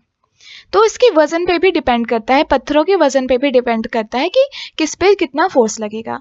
उसी तरीके से पोटेंशियल डिफरेंस भी रेसिस्टेंस के ऊपर डिपेंड करता है जब वो सीरीज में रहते हैं। जिसका ज्यादा रेसिस्टेंस होगा उसको ज्यादा पोटेंशियल डिफरेंस मिलेगा और जिसका कम रेसिस्टेंस होगा उसको कम पोटेंशियल डिफरेंस मिलेगा। तुम्हें बस इतना याद रखना है कि सीरीज कॉम्बिनेशन में जो करंट होती है वो सेम रहती है। क्यों? क्योंकि हमारे पास सिर्फ और सिर्फ एक तार रहता है। अगर कोई दूसरा तार ही नहीं है तो फिर करंट जाएगा कहाँ? यहाँ पे सिर्फ और सिर्फ एक तार है तो करंट को इसी में ही पूरा फ्लो करना पड़ता है। और दूसरी बात क्या याद रखनी है कि सीरीज कॉम्बिनेशन में पोटेंशियल डिफरेंस चेंज हो रहा होता है, तो करंट सेम रहती है और पोटेंशियल डिफरेंस चेंज हो रहा होता है। सो यहाँ पे 3 रेजिस्टेंस सीरीज में कनेक्टेड हैं, R1, R2 और R3। अब मुझे अगर इस पूरे सर्किट का नेट पोटेंशियल निकालना होगा तो मैं कैसे निकालूंगी? V नेट यानी V टोटल हो जाएगा V1 plus V2 plus V3। V1 इस जगह का पोटेंशियल डिफरेंस है, V2 इस जगह का पोटेंशियल डिफरेंस है और V3 इस जगह का पोटेंशियल डिफरेंस है। अब हम लोग एक फॉर्मूला जानते हैं कि V इक्वल टू होता है IR। सो उसी तरीके से V1 क्या हो जाएगा? V1 equal to I1 R1। उसी तरीके से V2 क्या हो जाएगा? V2 equal to I2 R2 और V3 हो जाएगा I3 R3। और हम लोगों को ये भी पता है कि सीरीज कॉम्बिनेशन में क्या होता है, जो करंट रहती है वो सेम रहती है। इसका मतलब यहाँ पे जितने I1, I2, I3 हैं वो सब के सब इक्वल हैं और वो सब के सब I के बराबर हैं। तो V नेट हो जाता है I net R net equal to, अब मैं ये वैल्यू यहाँ पे पुट कर दे रही हूँ, तो V1 हो गया I1 R1 प्लस V2 हो गया I2 R2 प्लस V3 हो गया I3 R3। अब मुझे पता है कि सारे के सारे जितने भी I हैं वो सेम है क्योंकि करंट जो है वो पूरे के पूरे तार में सेम है। तो मैं I नेट की जगह सिर्फ और सिर्फ I लिख सकती हूँ। यहाँ पे R नेट मैंने कर दिया, यहाँ पे भी I1 की जगह सिर्फ और सिर्फ I लिख सकती हूँ क्योंकि पूरे सर्किट में जो है करंट वो सेम है। इसी वजह से मैं डायरेक्ट I ही लिख सकती हूँ हर जगह। अब देखो यहाँ पे I है तो हम लोग I से I काट देंगे और हम लोगों को मिल जाएगा R नेट इक्वल टू हो जाता है R1 plus R2 plus R3। और ये होता है इफेक्टिव रेसिस्टेंस सीरीज कॉम्बिनेशन का। सीरीज कॉम्बिनेशन में अगर तुम लोगों को रेसिस्टेंस दिया हुआ है तो तुम लोगों को इफेक्टिव रेसिस्टेंस यानी टोटल रेसिस्टेंस निकालने के लिए सारे के सारे रेसिस्टेंस को बस प्लस कर देना है। इसको तुम लोग कुछ इस तरीके से समझो, मान लो यहाँ पे रेसिस्टेंस की वैल्यू दी होती और ये होता है 3, 4 और 5 और अगर पूछा जाता कि इस पूरे सर्किट का टोटल रेसिस्टेंस कितना है तो तुम लोग टोटल रेसिस्टेंस लिखते हैं R3 equal to R1 plus R2 plus R3। तो यहाँ पे 3 प्लस 4 प्लस 5 तो ये हो जाएगा 12। तो इस पूरे सर्किट का जो रेसिस्टेंस होगा वो 12 ओम होगा। तो सीरीज कॉम्बिनेशन में जब भी रेसिस्टेंस निकालने को आए तो तुम लोग डायरेक्टली जितने भी रेसिस्टेंस है उनको प्लस कर दोगे। अब सीरीज रेसिस्टेंस निकालने की एक शॉर्ट ट्रिक समझो। मान लो तुम्हें जितने भी रेसिस्टेंस दिए हैं वो उनकी सबकी वैल्यू सेम है, यानी इसकी भी 2 है, इसकी भी 2 है और इसकी भी 2 है। कोई भी हो सकता है, 2 2 2 हो सकता है या फिर 3 3 3 हो सकता है, मतलब सभी की रेसिस्टेंस की वैल्यू सेम है। तब तुम लोग ये फॉर्मूला यूज करोगे R series equal to N R. यहाँ पे n है नंबर ऑफ रेसिस्टर्स, जितने रेसिस्टर्स तुमको दिए गए हैं, और यहाँ पे कैपिटल आर है कि उनकी एक की वैल्यू क्या है। जैसे इस क्वेश्चन में 3 रेसिस्टर्स दिए हुए हैं, तो यहाँ पे n की वैल्यू हो गई 3 और एक रेसिस्टर की वैल्यू कितनी है 2, तो यहाँ पे r की वैल्यू हो गई 2। तो R सीरीज यानी R इफेक्टिव हो जाएगा, n है 3 और रेसिस्टर की वैल्यू है 2, तो इक्वल टू हो जाएगा 6। तो इस पूरे का आंसर होता है 6 ओम। तो ये एक तरीके से शॉर्ट ट्रिक है। यहाँ पे तो सिर्फ और सिर्फ 3 दिए हुए हैं, तो तुम लोग डायरेक्टली 2 + 2 + 2 करके 6 निकाल सकते हो, बट बाई चांस ये बहुत ज़्यादा होता, मतलब तुम लोगों को 12 रेसिस्टेंस दिए होते, 4 रेसिस्टेंस दिए होते, तब तुम लोग इस फॉर्मूले को भी यूज़ कर सकते हो। इस फॉर्मूले में क्या याद रखना है कि यहाँ पे सारे के सारे जो रेसिस्टेंस की वैल्यू होती है वो सेम होती है, तभी तुम लोग इस फॉर्मूले को यूज़ करोगे। अगर सब अलग अलग दिए हुए हैं, मान लो 1 2 3 दिए हुए हैं, तब तुम लोग ये वाला फॉर्मूला यूज करोगे, R effective equal to R1 + R2 + R3। तब तुम लोगों को ये लॉन्ग वाले मेथड से सॉल्व करना रहेगा। तो ये सारी की सारी बातें थी सीरीज कॉम्बिनेशन को लेकर। सीरीज कॉम्बिनेशन में सिर्फ और सिर्फ तुम लोगों को 2 फॉर्मूले याद रखने हैं। पहला ये हो गया जो कि इम्पॉर्टेंट है, ये हर जगह लागू होगा, और दूसरा ये वाला हो गया। और तुम लोगों को याद रखना है कि सीरीज कॉम्बिनेशन में जो करंट रहती है वो सेम रहती है, और जो पोटेंशियल डिफरेंस रहता है वो डिफरेंट रहता है, अलग अलग रहता है। तो करंट सेम रहती है पर पोटेंशियल डिफरेंट रहता है। तो तुम लोगों को सीरीज कॉम्बिनेशन में बस यही 4 बातें याद रखनी है और कुछ नहीं याद रखनी। अब हम लोग बात करते हैं disadvantage of series connection. Series connection के कुछ ना कुछ डिसएडवांटेज होते हैं। पहला तो ये हो गया, in series connection if any one of component fail to work this circuit will break.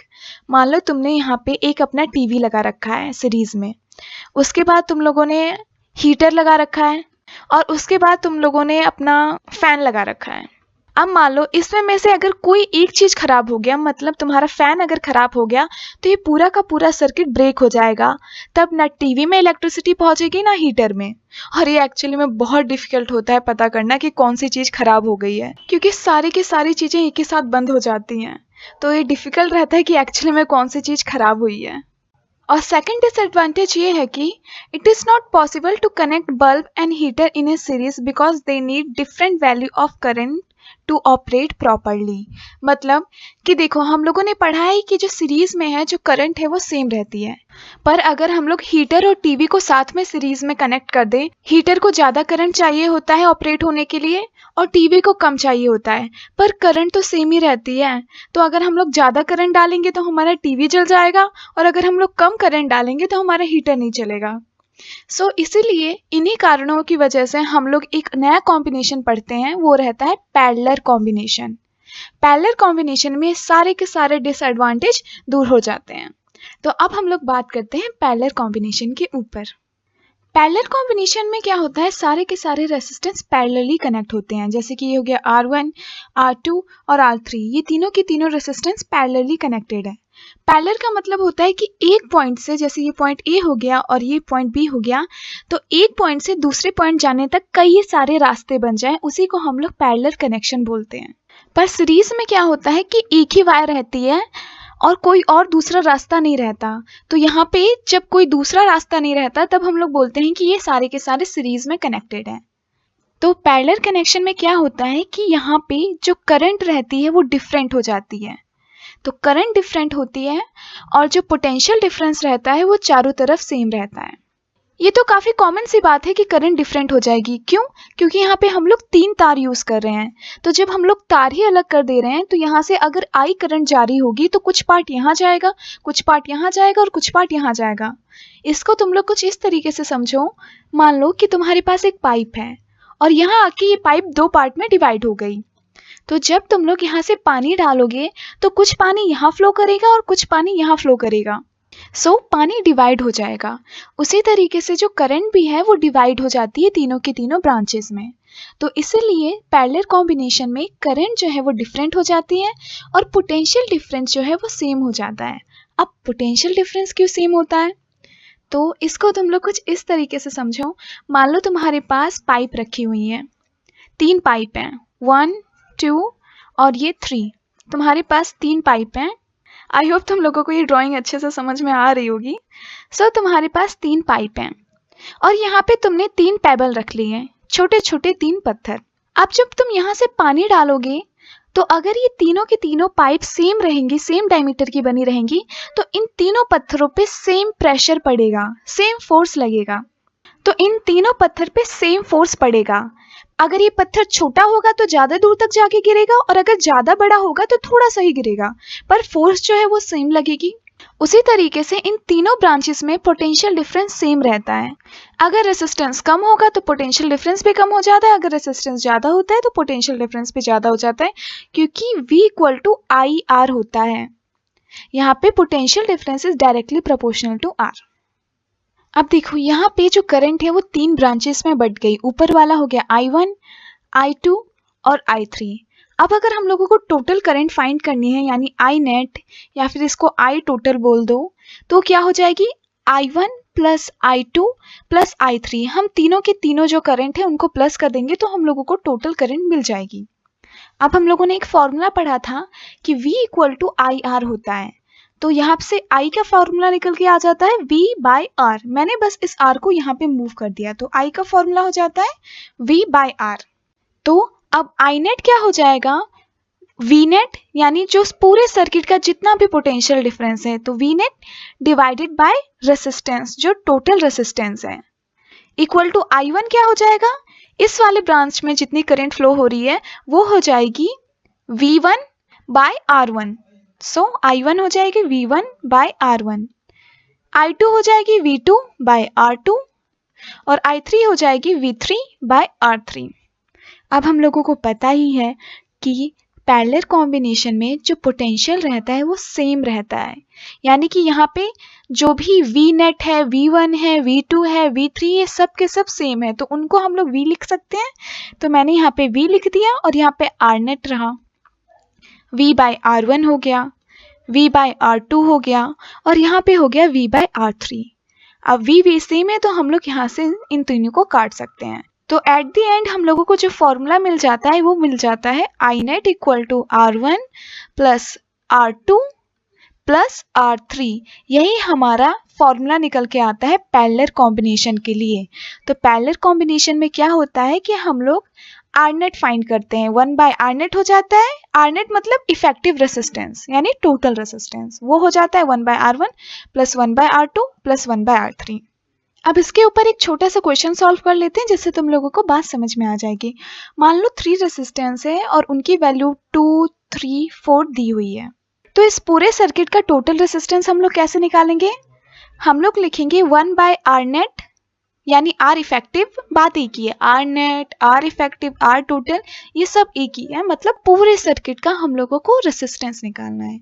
वो हो जाएगा 1/R1 plus 1/R2 plus 1/R3। हम लोग यही वाला फॉर्मूला यूज कर रहे हैं। तो 1/R इफेक्टिव हो जाएगा 1/R1, यहाँ पे R1 की वैल्यू 2 है, प्लस 1/3 प्लस 1/4। तो अब हम लोग एलसीएम ले लेंगे, तो ये हो जाएगा 12 और 6 प्लस 4 प्लस 3 और ये निकल के आ जाएगा 12 एंड 13। तो ये जो वैल्यू निकल के आई है वो हम लोगों का आंसर नहीं है, ये आया है R इफेक्टिव। बच्चे इसमें बहुत गलती करते हैं, तो ये ध्यान रखना, ये जो वैल्यू निकल के आई है वो 13/12, ये है 1/R इफेक्टिव की वैल्यू, ये हम लोगों का आंसर नहीं है। हम लोगों को तो सिर्फ और सिर्फ R इफेक्टिव चाहिए, तो R इफेक्टिव हो जाता है, तो जो वैल्यू आई रहती है उसको हम लोग उल्टा कर देते हैं, तो ये हो जाएगा 12/13।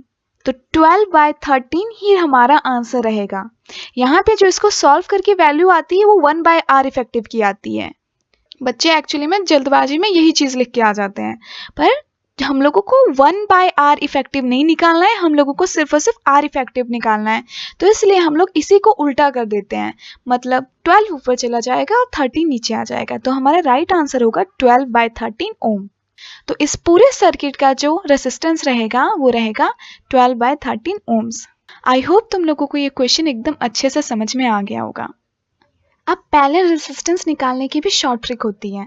तो पहली ट्रिक ये है कि अगर सारे के सारे रेसिस्टेंस सेम हो, मतलब इसकी वैल्यू 2 हो, इसकी भी वैल्यू 2 हो और इसकी भी वैल्यू 2 हो, सिर्फ 2 नहीं कोई भी नंबर हो सकता है, 4 4 4 हो सकता है, मान लो 2 नहीं रखते हैं, 2 भी हम लोग पहले भी रखे थे, तो मान लो इन तीनों की रेसिस्टेंस 4 4 4 है। तो पैरेलल रेसिस्टेंस निकालने का फॉर्मूला रहता है RP यानी P for parallel resistance equal to हो गया R बाई N। यहाँ पे N हो गया नंबर ऑफ रेसिस्टेंस, कितने रेसिस्टेंस हम लोगों ने यूज किए हैं, तो नंबर ऑफ रेसिस्टर्स। तो इस जगह पे हम लोगों ने 3 रेसिस्टर्स यूज किए हैं, तो यहाँ पे N की वैल्यू हो गई 3, क्योंकि यहाँ पे 3 रेसिस्टेंस है ना, 1 2 3। और R हो गया कि एक रेसिस्टेंस की वैल्यू कितनी है, तो एक का है 4, तो इसका टोटल रेसिस्टेंस जो RP निकल के आ जाएगा वो हो जाएगा R जो कि 4 है और टोटल 3 रेसिस्टेंस है, तो इसका आंसर हो जाएगा 4/3। तुम लोग चाहो तो इसको लॉन्ग मेथड से भी कर सकते हो, यानी हम लोग ऐसे भी निकाल सकते हैं R effective equal to R1 plus R2 plus R3। तो यहाँ पे क्या निकल के आएगा 1/4 प्लस 1/4 प्लस 1/4, तो ये हो जाएगा 4/3। ये जो 3/4 निकल के आया है वो 1/R इफेक्टिव निकल के आया है, हम लोगों को सिर्फ और सिर्फ R इफेक्टिव चाहिए, तो इसलिए हम लोग इस वैल्यू को उल्टा कर देते हैं, 4 ऊपर आ जाएगा 3 नीचे चला जाएगा। सो रियल आंसर ये होगा, राइट आंसर ये है। तो इस पूरे सर्किट का जो रेसिस्टेंस निकल के आता है वो 4/3, दोनों ही मेथड से सेम आंसर आएगा। अगर सारे रेसिस्टेंस सेम हो तब तुम लोग ये वाला फॉर्मूला यूज किया करो, ये शॉर्ट रहता है, वरना तुम लोग चाहो तो इस लॉन्ग मेथड से भी निकाल सकते हो, बात एक ही है, आंसर तुम्हारा सेम ही आएगा। एक और शॉर्ट ट्रिक होता है पैरेलल रेसिस्टेंस निकालने का, पर ये शॉर्ट ट्रिक तब लागू होता है कि जब तुम लोगों को सिर्फ और सिर्फ 2 रेसिस्टेंस दिए हुए हो, सिर्फ और सिर्फ 2, उनकी वैल्यू कुछ भी हो सकती है। तो यहाँ पे मैंने 2 रेसिस्टेंस लिए हैं जो पैरेलली कनेक्टेड है, एक की वैल्यू है R1 और दूसरी होगी R2। तो जो R इफेक्टिव निकल के आता है तो उसका फॉर्मूला हो जाता है R1 into R2 divided by R1 plus R2। तो ये वैल्यू निकल के आती है, इसको तुम लोग याद कर लोगे क्योंकि तुम्हारे एग्जाम में ज़्यादा से ज़्यादा सिर्फ और सिर्फ 2 ही रेसिस्टेंस पूछे जाएंगे। अब इसको एक क्वेश्चन के थ्रू समझ लेते हैं। मान लो यहाँ पे R1 की वैल्यू 3 होती है और R2 की वैल्यू 4 होती है, तो हमारा जो नेट रेसिस्टेंस निकल के आता है वो हो जाता है 4 इंटू 3/4 प्लस 3, यानी 4 3 12 और 7, ये हम लोगों का नेट रेसिस्टेंस निकल के आ जाता। तुम लोग चाहो तो इसको लॉन्ग वाली मेथड से भी कर सकते हो, यानी 1/R effective equal to 1/R1 plus 1/R2। तो ये हो जाएगा 1/3 प्लस 1/4, इसका एलसीएम ले लेंगे तो 12 और ऊपर चला जाएगा 7। तो ये जो वैल्यू आई है 1/R इफेक्टिव की आई है, पर हम लोगों को सिर्फ और सिर्फ R इफेक्टिव चाहिए होता है, तो इसलिए वो हो जाएगा 12/7। तो राइट आंसर ये हो जाएगा। तो देखो यहाँ पे सेम आ रहे हैं आंसर, तो तुम लोग चाहो इस मेथड से करो या फिर इस मेथड से करो, आंसर सेम आनी है। ये वाला शॉर्ट है तो तुम लोग इसको याद कर लेना। तो आई होप तुम लोगों को पैरेलल रेसिस्टेंस एकदम अच्छे से समझ में आ गया है। पैरेलल रेसिस्टेंस में सिर्फ और सिर्फ तुम लोगों को 3 फॉर्मूले याद रखने हैं। पहला long method 1/R effective equal to 1/R1 plus 1/R2 और ऐसे सो ऑन जितने भी रेसिस्टेंस दिए हुए हैं। दूसरा तुम लोगों को R parallel equal to R/N याद रखना है, ये शॉर्ट ट्रिक है। और तीसरा तुम लोगों को ये वाला फॉर्मूला याद रखना है। तो ये 3 फॉर्मूले याद रखना और हमेशा याद रखना कि पैरेलल कनेक्शन में जो करंट जो रहती है वो डिफरेंट होती है, पर पोटेंशियल डिफरेंस जो रहता है वो सेम रहता है। तो यही सारी बातें बस तुम लोगों को पैरेलल कनेक्शन में याद रखनी है। 2 resistance are said to be combined in series if they carry same current. तो सीरीज में जो करंट होती है वो सेम रहती है। 2 resistance are said to be parallel if the potential difference is same। तो पैरेलल में पोटेंशियल डिफरेंस सेम रहता है और सीरीज में जो है वो करंट सेम रहती है। बस तुम लोगों को इतना ही याद करना है। अब सुनो, जो सीरीज कॉम्बिनेशन रहता है उसको हम लोग मोस्ट इफेक्टिव कॉम्बिनेशन बोलते हैं, और जो पैरेलल कॉम्बिनेशन रहता है उसको हम लोग लीस्ट इफेक्टिव कॉम्बिनेशन बोलते हैं। अब ऐसा क्यों बोलते हैं? मान लो मैंने यहाँ पे 3 रेसिस्टेंस लगाए और तीनों की वैल्यू 2 2 है, 2 2 2, इन तीनों रेसिस्टेंस की वैल्यू 2 ओम 2 ओम 2 ओम है और ये सारे के सारे सीरीज में कनेक्टेड हैं। तो इसका जो R इफेक्टिव निकल के आएगा वो क्या आएगा, R1 plus R2 plus R3, ये रहेगा तीनों का इफेक्टिव रेसिस्टेंस। तो 2 + 2 + 2 = 6 आ जाएगा। उसी तरीके से अगर हम लोग इसी 3 रेसिस्टेंस को पैरेलली कनेक्ट कर दें तो यहाँ पे मैंने इन तीनों को पैरेलली कनेक्ट कर दिया है। तो ये भी 2 है, ये भी 2 है, ये भी 2 है। इन दोनों में बस फ़र्क इतना है कि मैंने एक को सीरीज़ में कनेक्ट किया है और इस वाले को मैंने पैरेलली कनेक्ट किया है। तो इसका जो R इफेक्टिव निकल के आ जाएगा वो हो जाएगा R/N। यहाँ पे शॉर्ट फार्मूला मैं यूज़ कर रही हूँ। तो यहाँ पे एक R की वैल्यू 2 है और यहाँ पे टोटल कितने रेसिस्टेंस हैं 3। तो ये आ जाएगा 2/3।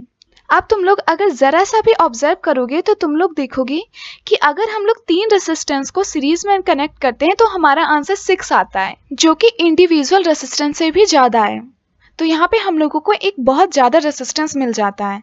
पर वही 3 रेसिस्टेंस को अगर हम लोग पैरेलली कनेक्ट करते हैं तो इसका आंसर आता है 2/3, जो कि कुछ 0.66 होगा। तो यानी कि वो एक इंडिविजुअल रेसिस्टेंस से भी कम आता है। इसका टोटल जो रेसिस्टेंस होगा वो एक इंडिविजुअल रेसिस्टेंस से भी कम आएगा। तो इसलिए हम लोग सीरीज कॉम्बिनेशन को मोस्ट इफेक्टिव कॉम्बिनेशन बोलते हैं, क्योंकि यहाँ पे रेसिस्टेंस की वैल्यू अपने आप बढ़ जाती है। और पैरेलल कॉम्बिनेशन को हम लोग लीस्ट इफेक्टिव कॉम्बिनेशन बोलते हैं, क्योंकि यहाँ पे जो आंसर है वो बहुत कम आता है। सो आई होप तुम लोगों को सारी की सारी बातें अच्छे से समझ में आ गई होंगी।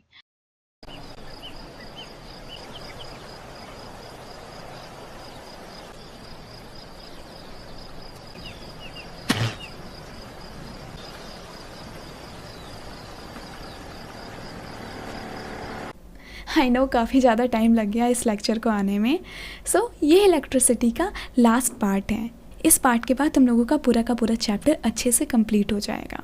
तो इस लेक्चर में हम लोग जूल्स लॉ के बारे में जानेंगे, एनर्जी के बारे में जानेंगे और पावर के बारे में जानेंगे और कुछ इंपॉर्टेंट क्वेश्चन भी कर लेंगे। सो बिना टाइम वेस्ट करे अब हम लोग ये वीडियो स्टार्ट करते हैं।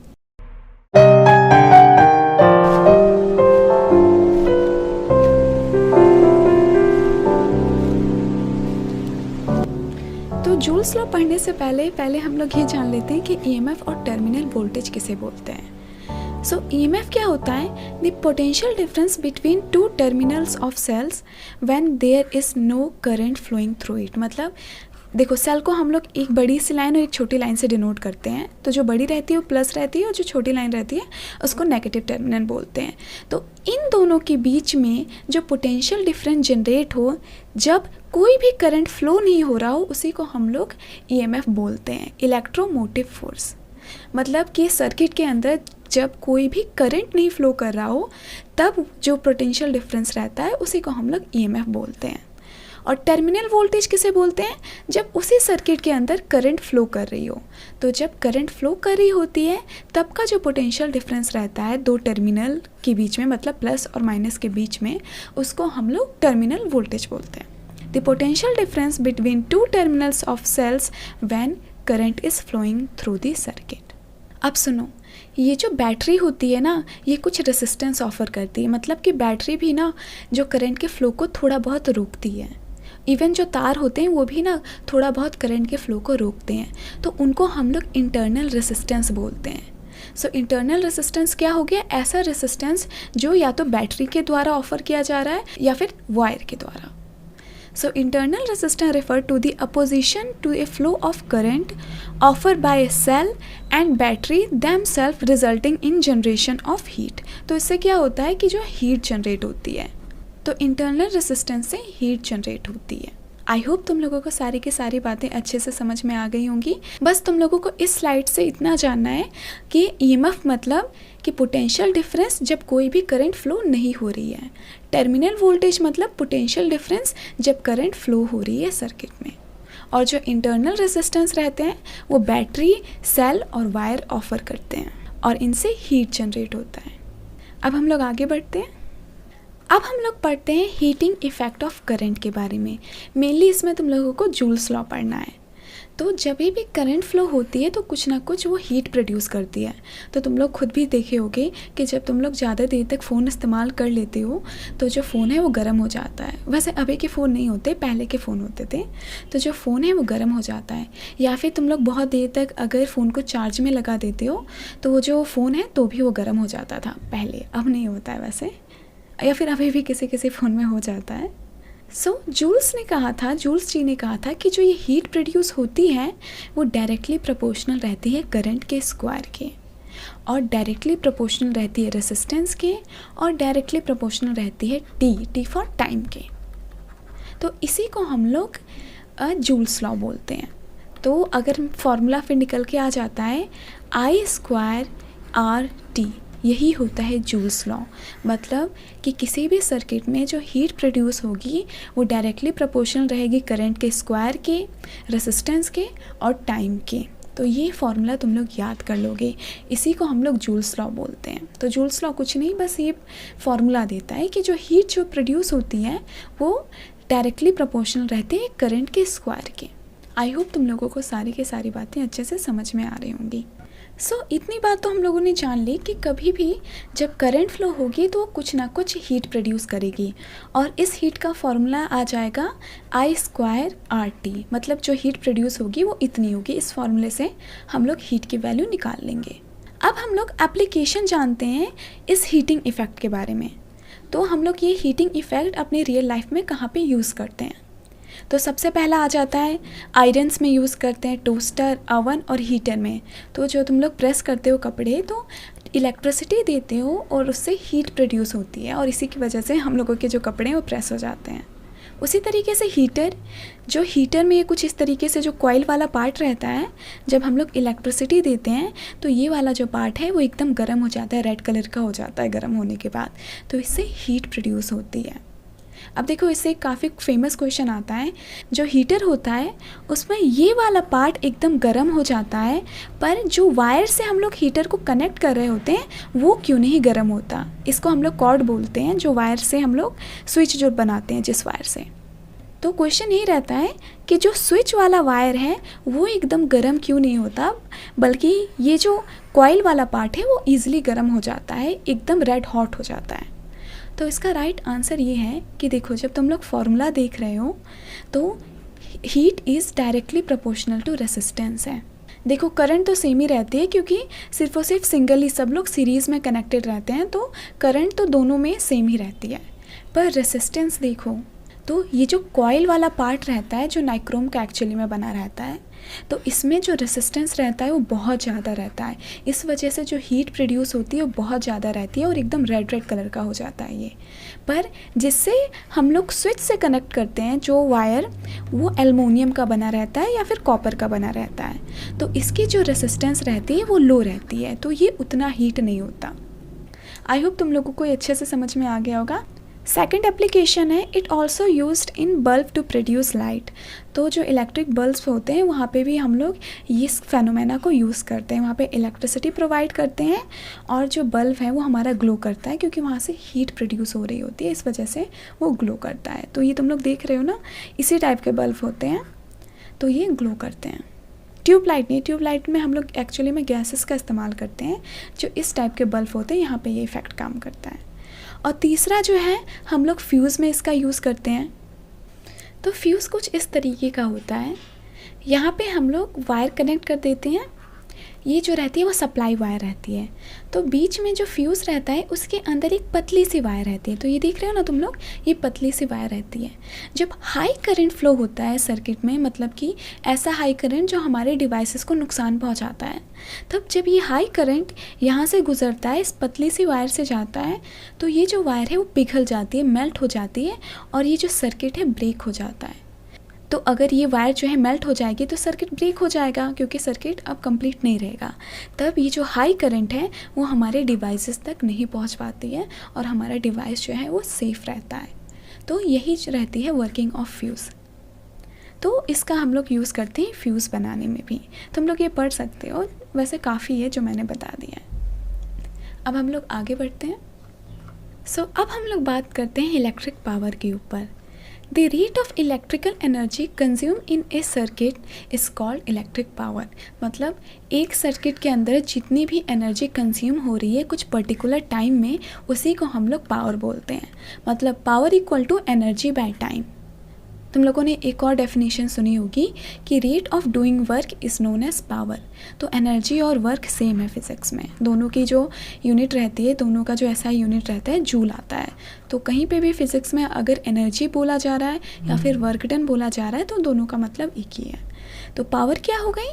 Energy by time. देखो तुम लोगों को एक और फार्मूला पढ़ना है पावर के ऊपर, power equal to V I. ये काफ़ी इंपॉर्टेंट फार्मूला है। Power equal to potential difference into current. अब सुनो, हम लोग एक और फार्मूला जानते हैं, V equal to I R. अब अगर मैं यहाँ पे V की वैल्यू पुट कर दूँ इस जगह पे, तो ये क्या हो जाएगा, यहाँ पे मैंने आई आर लिख दिया V की जगह। अब देखो जो हम लोगों को पावर का नया फार्मूला मिल गया वो आई स्क्वायर इंटू आर मिल गया। उसी तरीके से अगर यहाँ पे मैं I की वैल्यू पुट कर दूँ, इस फार्मूले में अगर मैं I की वैल्यू पुट कर दूँ तो हम लोगों को जो नया फार्मूला निकल के आ जाता है वो आ जाता है वी आर, और ये हो जाएगा V स्क्वायर बाय आर। तो ये 3 फार्मूले तुम लोगों को जानने हैं। ये 3 फार्मूले तुम लोग एकदम रट्टा याद कर लो। Power equal to V into I, equal to I square R, और equal to V square by R. ये तीनों फार्मूले तुम लोगों को एकदम अच्छे से याद होने चाहिए। इसी से तुम लोगों के सारे न्यूमेरिकल बन जाएंगे। अभी लास्ट में मैं तुम लोगों को एक न्यूमेरिकल सॉल्व भी करके बताऊंगी। तो पावर की जो एसआई यूनिट रहती है वो वॉट रहती है, जिसको हम लोग कैपिटल W से डिनोट करते हैं। तो 1 वॉट क्या हो जाएगा, तो 1 watt defined as power consume by device when 1 ampere current is pass through at potential difference 1V। तो जब एक पोटेंशियल डिफरेंस और 1 एम्पियर करंट फ्लो हो रही होती है तब जाके 1 वॉट का पावर जनरेट होता है। तो तुम लोगों को इस स्लाइड में पावर की डेफिनेशन याद कर लेनी है और ये फार्मूला याद कर लेना है, और कुछ नहीं इंपॉर्टेंट है इस स्लाइड में। तो ये दोनों चीज़ें तुम लोग याद कर लोगे। अब हम लोग एनर्जी के बारे में पढ़ते हैं। तो देखो पावर का फार्मूला क्या था, एनर्जी बाय टाइम। तो एनर्जी का क्या हो जाएगा, एनर्जी इक्वल टू हो जाएगा पावर इनटू टाइम। तो यही है एनर्जी का फॉर्मूला, पावर इनटू टाइम को ही हम लोग एनर्जी बोलते हैं।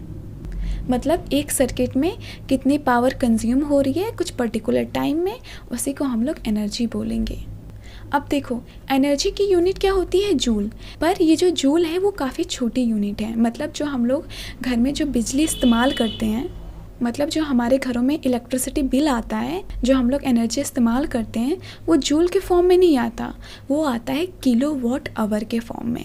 तुम लोगों ने सुना होगा ना कि 1 यूनिट हमारी करंट आती है या फिर 2 यूनिट आती है। तो यूनिट का मतलब होता है किलो वॉट आवर। 1 यूनिट का मतलब है 1 किलो वॉट आवर। तो ये जो यूनिट है ये है कमर्शियल यूनिट ऑफ एनर्जी।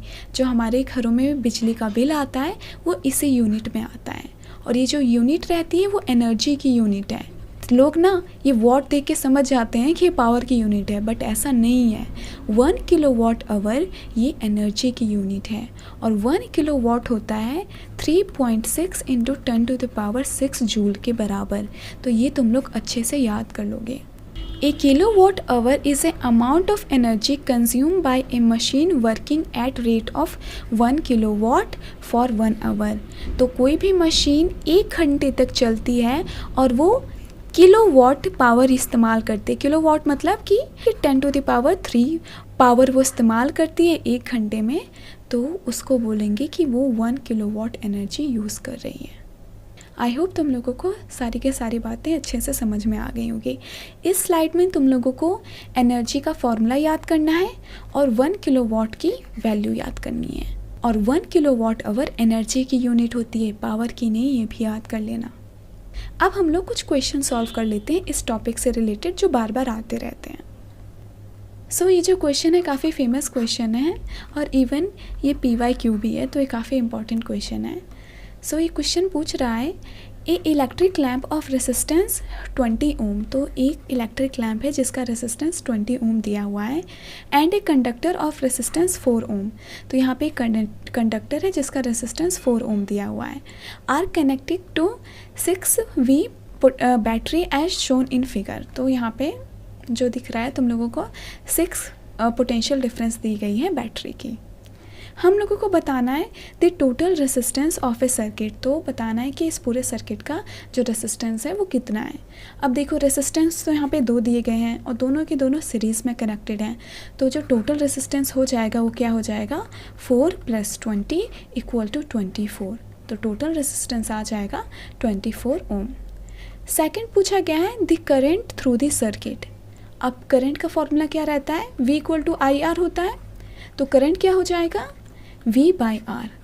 तो तो यहाँ पे पोटेंशियल डिफरेंस दिया गया है 6V का, तो 6 डिवाइडेड बाय टोटल रेसिस्टेंस, क्योंकि हम लोगों को टोटल करंट फाइंड करना है, तो 24 और ये हो जाएगा 1/4, इसी को 0.25 भी लिख सकते हैं। तो ये हो गया करंट एम्पियर।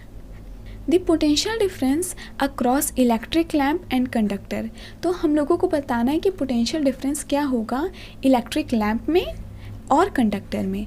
अब देखो ये सीरीज़ में कनेक्टेड है, देख रहे हो ना, देखो वायर एक है मतलब कि ये सीरीज़ में कनेक्टेड है।